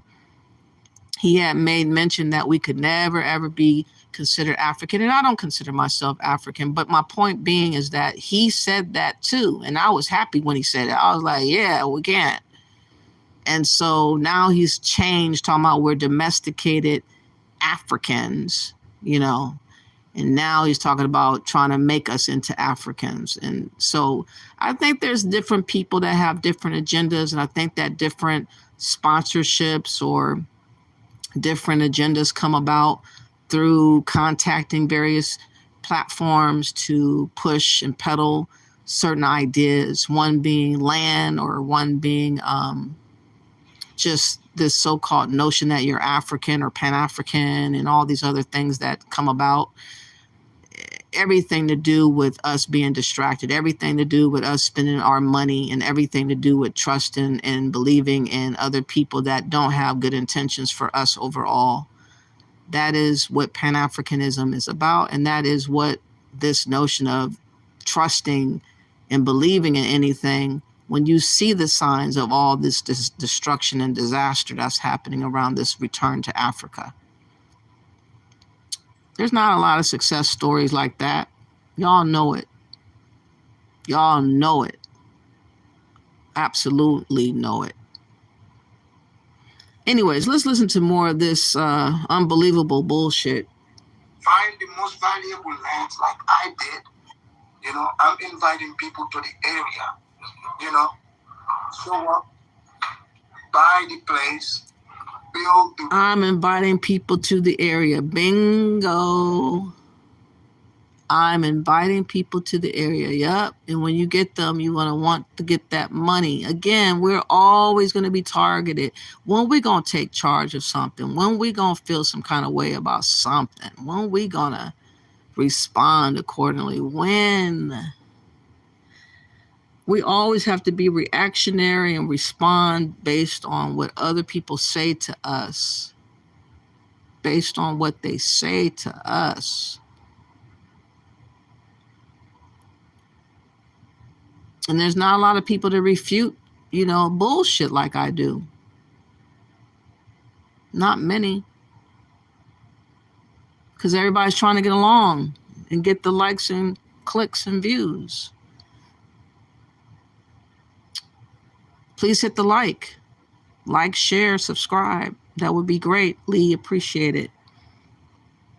World that your empire, you want. It's simple as that. People are not gonna like what I say. But it's Africa, the same thing. You know, Afridamus, even turns into a roast ghost and whatnot. You know, he's talking. But what's this roast stuff and whatnot? You guys keep talking about roasting me. You're never gonna do it. You know, it's not gonna happen. Bottom line is this. He roasted you on the videos Afridamus still has up of both of y'all. He already roasted and toasted y'all. And the point is like he barely sat up to say anything. But again, this notion that he is all-knowing, this Afridamus, he comes on this show to just bully his way around and punk, more or less, these guys on the platform. What I'm trying to say, I'm trying to get back to what Nat Bees was talking about, right? When we talk about, he said your business part equal. I beg to differ. I strongly disagree. If you look at how Europe turned out, look how West Africa turned out. I didn't say that they were equal business partners. I said they were business partners. They were always lopsided trade deals. They are. You know why? They were not equal. No, Carla. We see it even today. It's happening. The trade is still happening. Because you are only looking in terms of human. The African nations and the Europeans and other... The trade is still happening, meaning they're still in cahoots and businesses, and they still have the same partnership. They're just doing it a little bit different, but it's the same along the lines of the same type of mindset that they've always had. So you can't get nothing better believing that Africa is going to be a better outcome like in Ghana or all these other places. It's just a different situation, but overall, you are on your own. You're literally on your own. You said, Easy X says, that spirit part he spoke about seems to be true. Black Americans seem to be under some spell and want to be African. Yes, it's disturbing. We just can't pull away. They will enslave a lot of us if we were there. They will. They are going to. They are probably already doing it. I know that there's a whole host of stories that we have not been privy to. Can you imagine if some people got caught up in modern day slavery that are American right now? That would be, if anything like that ever broke, that will wake up a lot of us. That's why they would definitely want to keep that storyline shut down. They will never want to hear that type of story come out. But you're coming close to it, though, with the passport bros. With them, one guy almost got kidnapped. He got away. It was a tremendous story that he's told. I forgot his name. He had a Muslim, I think, kind of name. And then you have some passport bros that get drugged. They get overdosed. Some of them get robbed. It's just a matter of time before something like that could happen.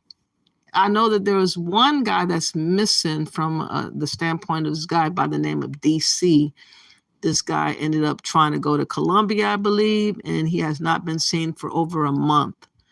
So there ain't no telling. It's just that that story has not broke out where the person was caught up and put in slavery, modern day slavery, and they got a way to live to tell the tale. That haven't happened yet. But I wouldn't be surprised if something like that could happen. And I think that we should be mindful of the world at large when it comes to, the networks of crime and wickedness that's around the globe. Some of us forget about thinking about that kind of stuff. People, there is trade between them, okay? But how can you blame the Europeans for the Africans being dumb enough to sell things accordingly or reproduce them? Look, it's still the same thing. They're selling things undervalued because of corruption. You got people who are only looking for their own interest. This is why I said it's different ethnic groups that are looking for themselves, not even for their own group in most cases, like you have Ghana got cocoa, they have gold, Sierra Leone diamond, you have all these countries have this stuff. They are trading with Europeans. The Europeans are benefiting from it, but the Africans are still selling it, at a price point that is disadvantageous to them. So you cannot blame the white man for the African being a terrible businessman. How can you blame them? You can't blame them. They sold slaves for money. They turned humans into money. And they didn't do it the right way. The Europeans did it the right way. How can you blame the Europeans for being good at it? You can't blame them. It's just like blaming the Swiss for utilizing. Why is this? Let me ask you a question, Afridamus, right? Let's say that's all true and everything like that, right? But every time I hear white people talk about the slave trade, right, they put all the blame on Africans. They take no responsibility for themselves. You don't think that's anything odd about that? But why do you need them to take responsibility? No, because the bottom line is, and then if you believe that, right, like Nagmeezy says he believes in reparations. How can you on here talk about they owe us reparations, right? And then say that you can't blame the white man for what happened in slavery. That don't make any sense. That's why I say it's not logical, achievable, reasonable, practical. Carla, that's why I gave you the example about the land I acquired. These people went and cooked up fake case against me to try to take the land from me because they see that we were developing the land. They were not interested. So they came after me, right? So don't you think these people now, some of them, they regret selling the land because now they see the value in it. Do you think I should care that these people did not know the value of the land? They sold it to me fair and square. I should come back and be like, look, you know what? Oh man, I feel bad because these people didn't know the value of the land. So therefore, I should take responsibility. The only responsibility I need to take is I'm a great businessman. I'm a visionary. Okay? And I put that to use. If you don't have a vision, you're not creative, you sold your people or people that look like you sold them as humans, you couldn't turn the proceeds into something that can be seen, that's on you. So the white man is right. You want to blame somebody about slavery? Blame the people that look like you. So in other words, basically, what you're saying is, Nakmesia earlier tonight said black people owe reparations from the United States government, or should we go to the African? You also agreed to that, Kala. You also agreed that we are owed reparations. Okay, I'm taking you at your word. Because I know, but didn't you agree to that? Don't try to put it on me. No, you agreed to it, yes or no? No. I'm saying that the fact of the matter is, you're lying. You sound like Kala. You made the point that we owe reparations. I said, okay, fine. Yeah, reparations owed because of what we went through. I get that, right? Now the thing is, you never asked me, right? Who do you think the reparations ought to come from? I'm assuming you think that I say the United States government, and I said many times on the show, right? You guys start with the British, the French, the Portuguese, the Dutch, and all these people who started this transaction and got rich off it. You know, you guys want to make a suit with the United States government after you swore allegiance to this country. That was my point. Now, if you say the Africans were equally culpable, right? That doesn't absolve any sort of claim you have against the United States government. Look, what I can say is, as far as reparation goes, yes, the United States government, they talked about it, whatsoever. So, I used to even say, no, there would never be reparation, whatever. But the government is the one throwing it in the air. So, hey, why not, right? But as far as African countries are he knows for the most part we're not going to be getting reparations. Come on. They already showing us better than they can tell us how much of reparation we're going to get right now. So I just think that is something that we should kind of like put in the back of our mind right now, because we don't have the proper leadership. We don't have lawyers. We don't have a group case against the government. We're not really mobilizing like that. We're just on social media playing games, playing around, playing like we're doing something. It is not truthful though. So that's why I don't rock with FBA and ADOS for the most part, because I don't see anything happening outside of YouTube. So they're doing the same thing I'm doing, which is just talking. So that's what it is. Sir, forget it. The African countries are trying to squeeze as much money out of you as possible. Let me give you including him. That's the part you got to catch, including him. So this notion that he's our big brother now and he's on our side and all that, come on. Cut the crap. What I observe, like, for example, like Bomani, he does the tour guide thing, right? Remember, y'all, he was clowning him about his tour guide, saying, should he be doing it? Remember when he was talking shit about him? Now he's about to call himself cleaning it up 9 months later. Beautiful. And I'm about to explain. I saw several groups, especially from Poland and like Germany. These people, their own tour guide, they are coming with their own tour guide groups that study the Gambia and understand. And I don't blame them, because in that country, the people, mostly they don't even know the history. So they would just lie to you. Plus, they don't understand the language of these people. So therefore, some of the Polish companies took it upon themselves to now bring their own people to take them to places. So like, for example, what Boman is doing, that's great too. He gets to bring people, black people, that... So he throws them a bone. What he's saying, Afridamus? He gets to take them to places. Afridamus threw him a bone, y'all. He gave Bomani validation right here. So he's going to be eating it up, hook, line, and sinker. All you need is to praise the man's ego. And you could just have your way with his show, No one's challenging Afridamus. No one is questioning him why he's talking this way with the sudden change and mixing it up a little bit further. They're just letting him just speak at will. So much respect given to Afridamus, and he doesn't even earn it. He doesn't deserve it, especially when he dragged both of them before. That's just, it's crazy. It's crazy. They need to go to.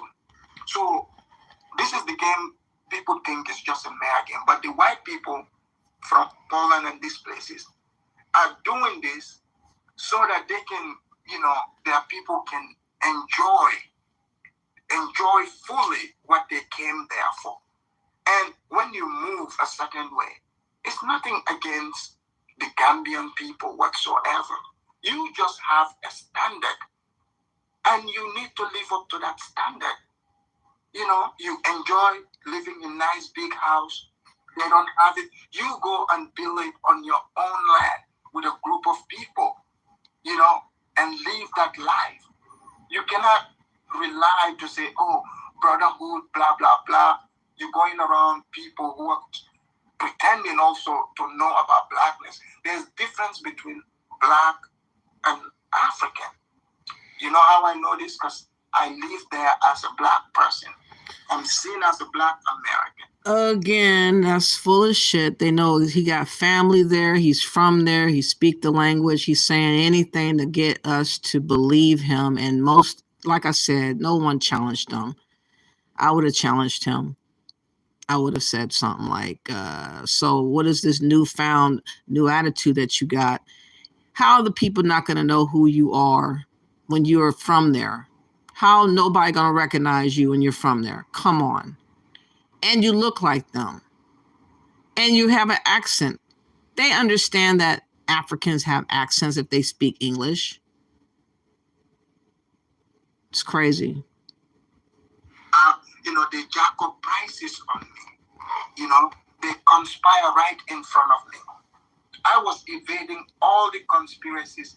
They thought I had a third eye, but I knew the languages. So I had the advantage. I stand there, I pretend. So here's the solution to all this. Because I know people are going to continue to go to Africa. Why not people band together, people who are serious, set up organizations, set up places where people... So now he's want to be the leader for the Black American dorks that's going to believe in him. I hope you guys don't go that route. I hope you don't. I'm going to listen to this a little bit further, and then I'm going to conclude, because I think that this is all that we need to hear. Like I said, anyone can say anything as long as they try to get your money. I expect him to pivot more. I expect him to try to come with a plan for us to do, and those that will listen to him. Again, he took off for 3 months just to be able to come back and talk this jazz right here. I don't buy any of what he is saying. They know that he is a Gambian, and he is trying to pull the wool over your eyes, and it's just unfortunate that many people were impressed by him when he came on this platform, and I don't feel impressed at all. But I see right through it. People can come to and say, this is, as a Black American or diaspora, you show up in this community. This would be a familiar territory for you, where people would school you first on how to navigate. This place would have libraries, it would have computers, familiar territory, hot water, all of that. But, people would have to fund this. Instead of people going out, somebody getting... People will have to fund this. Who would have to fund this, Afridamus? Your people? The Gambians? The Africans? Who's going to be funding it, Afridamus? But they'll have to fund this. They'll have to fund this. Very interesting how he slipped that in. Nobody challenged him, though. Nobody challenged him. Wow. 20 by 20 in the bush, many people are being sent into the wilderness. Now you are open to get picked off. Oh, you show up as a single mom. As I was there when this one single mom, you know, they broke into her place, her apartment. You know, this individualism. Again, I've been talking about that. Hopefully more women won't ever dare do that. And it's not about individualism as long as you're in America, but we're going to have to change that in America. We got to start somewhere, though, first in America. You can't change over there in Africa. It's too different over there for you to change. You know, you're given too much of yourself. You're sacrificing unto a whole host of stuff that I don't think you should be able to do at this point. That's my opinion. I'm not down for pan-Africanism. You said Kala is so what? Let me see. I'm gonna go back up. You said Easy X. There is you said that there is a channel, an African channel. I forgot the name, but this African guy talks about the relationship still exists between Africans sellers and European families. He goes deep into the history. Yeah, I want to see what that's about, because I do understand that is going on right now, but I don't know all the different family names and stuff of that nature, especially on the European side. But I understand that Dutch had a lot to do with it. England, of course, America, of course, you know, a lot of them. Easy Act says it was, okay, if you find the channel, I'll leave. If I can find the channel again, I'll leave. Okay, the link. Okay, leave the link. Okay, I just saw the link. All right. And also you said it was sacrificial plus trinkets for the Africans, but just business for the Europeans. Yeah, if you want to call it that, but yeah. Okay. Now, if you guys could please do me a favor by liking the video, I would greatly appreciate it. This is showing the contrast of Afridamus, how he was 9 months ago against these guys that are Pan-Africans, unfortunately. And, you know, Pan-Africans are not consistent. And again, they leave room for imagination, too much of imagination versus reality. So he gets a chance to seem a lot more smarter and a lot more slicker, Afridamus, when dealing with this Pan-African talk. And he's looking like he is the man. But again, it's just a way of slithering in his notion of what he's talking on right here. To think you are going to a black country, you are fooling yourself. You have the cops, you know, the cops pulling you over. You know, like, come on, you can't compare it to the white man. You cannot, because they don't have a sense of justice there. This is just a fact. This is passed on from generation to generation. I confirmed it firsthand. Guys, let's just accept it. That's just what the truth is. Now the question is, what are you going to do about it? You got the blue passport.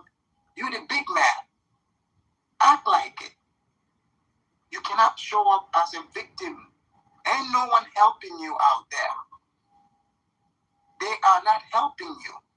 But you can help yourself, though. That's what's beautiful. That blue passport, some of your Benjamins, hold it tight. Get your game plan. And remember that the land, you can own it outright if you know all the steps to take. You can't allow yourself to be duped.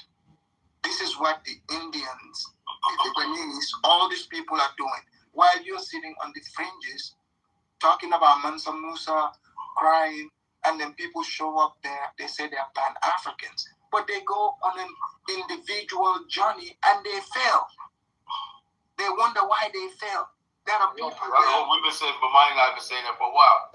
Yeah, and Afridamus, I'm about to post something in right here. Featured topic: as a Pan-African movement become a loser's paradise. That's the featured topic. That's next week's topic. And this is today's topic, the pan-Africanist exploitation and hustle movement. Well, it's about At least knowing is half the battle. That's exactly what it is. So that's a good topic to do, and hopefully you guys will keep doing it and stop being a Pan-African. That would be preferable. Anyways, I didn't get your last message, Easy X. I hope that this was eye-opening for a lot of Americans that, again, are being targeted by so many different types of different people who was trying to convince us to go try this and try that and try this and try that. And everybody had this high hope and high expectation for our monies and for ideas that's supposedly going to spark us to feel some kind of way. And a lot of us are going to really keep losing because a lot of people don't have good intentions. And a lot of people know that you have to always fork over the money for it first. And it's always an advantage for them, no matter how you want to cut it. So, I don't know. Anyways, I'm trying to give you a chance to see if you can find that video. I want to play something else now that I'm thinking about it. I have a little bit more time. Just a little bit. There is a Q Butter that does also Pan-African talk. And there was this Jamaican Pan-African that really is saying a lot of reckless stuff when it comes to Black Americans. He always insinuate talking about force and stuff. And I was looking for the time mark on the last time I talked about him, but I couldn't find it. And I think I wrote down the time stamp this time so we can discuss. Again, this is the guy that looks just similar to Afridamus. So they know their people. They know their tribes and all that kind of thing. There's like 4 major tribes in Gambia, I believe. So for him to think that he could just, and he's supposed to be more the elitist side of the tribe. So he don't think that he's going to be remembered. That's laughable for him to even try to pull that on us. But that's what people do all the time. Play in our faces, say any damn thing that comes to mind, and motherfuckers be just rallying behind some bullshit. It's crazy. Dang, I can't find it. Oh, this is it. This is it. I want to find that clown. Okay, here we. Okay, I'll play right there. Just give it a couple of minutes.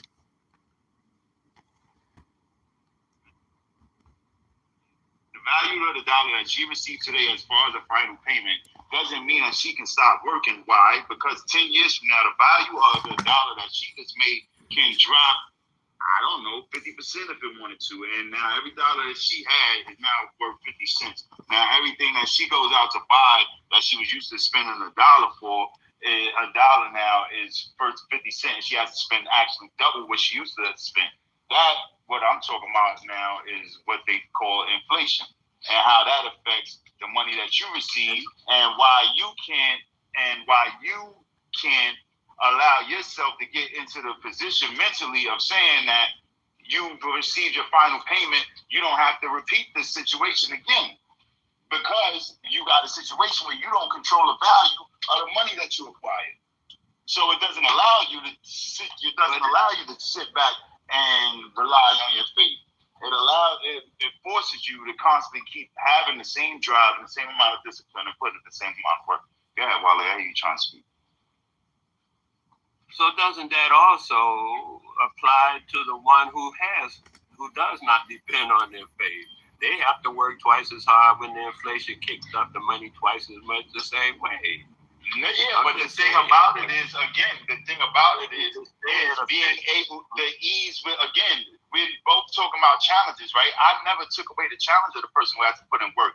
The problem is that the person who has faith has to be able to repeat to get to that same point of success. They have to be able to use faith repeatedly, and the person who's relying on the work that they put in and the dedication and the discipline that it takes to stay focused to get to achieving your goal, the person has to repeat that. Now, again, we're putting that up against faith. Faith is sitting being able to sit down and believe in God that He'll make it happen for you.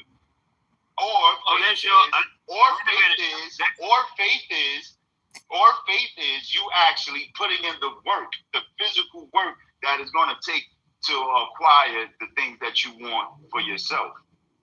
Again, you relying on faith or you relying on the work. May I also point out another instance of faith? Because most people work for them. Want to is a lot of anecdotal pointing it out so we can keep the thing. My biggest point is the question. My biggest thought, though, I could just leave all this alone because I was actually thinking about something else you had said earlier about your mother. And I was thinking, how long has your mother been a Christian? And didn't she raise you all the years?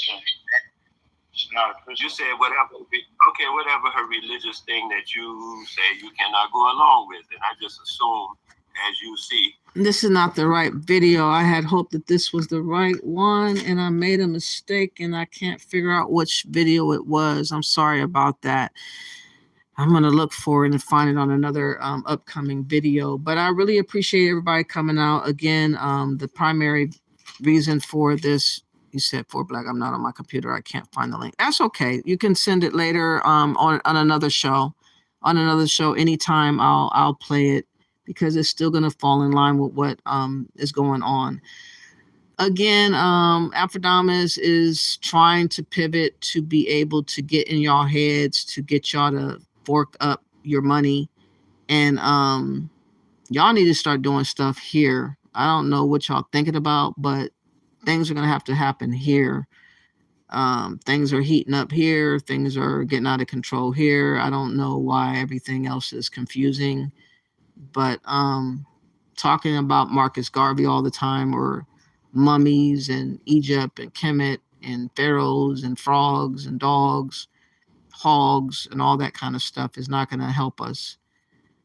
Dreaming the dream of escapism is very detrimental. It provides a lot of procrastination and allows us to really be zonked out.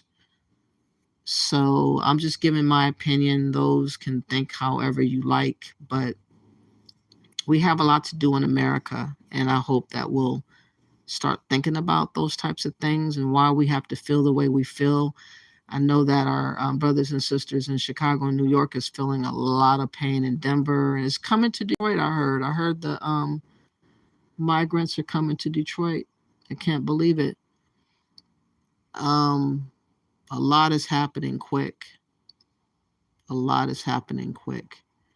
And we really don't have time and the luxury to get lost in the matrix of confusion and chaos. There's just so many people that's out here manipulating us. We have so many Benedict Arnolds, starting with Umar, and many others that I could name, Tariq, Yvette. So many. But we individually have to think about what we need to do, and maybe think of another new movement in America, some type of new movement. Something has to give. Something has to give. Anyways, I appreciate everybody for coming to listen.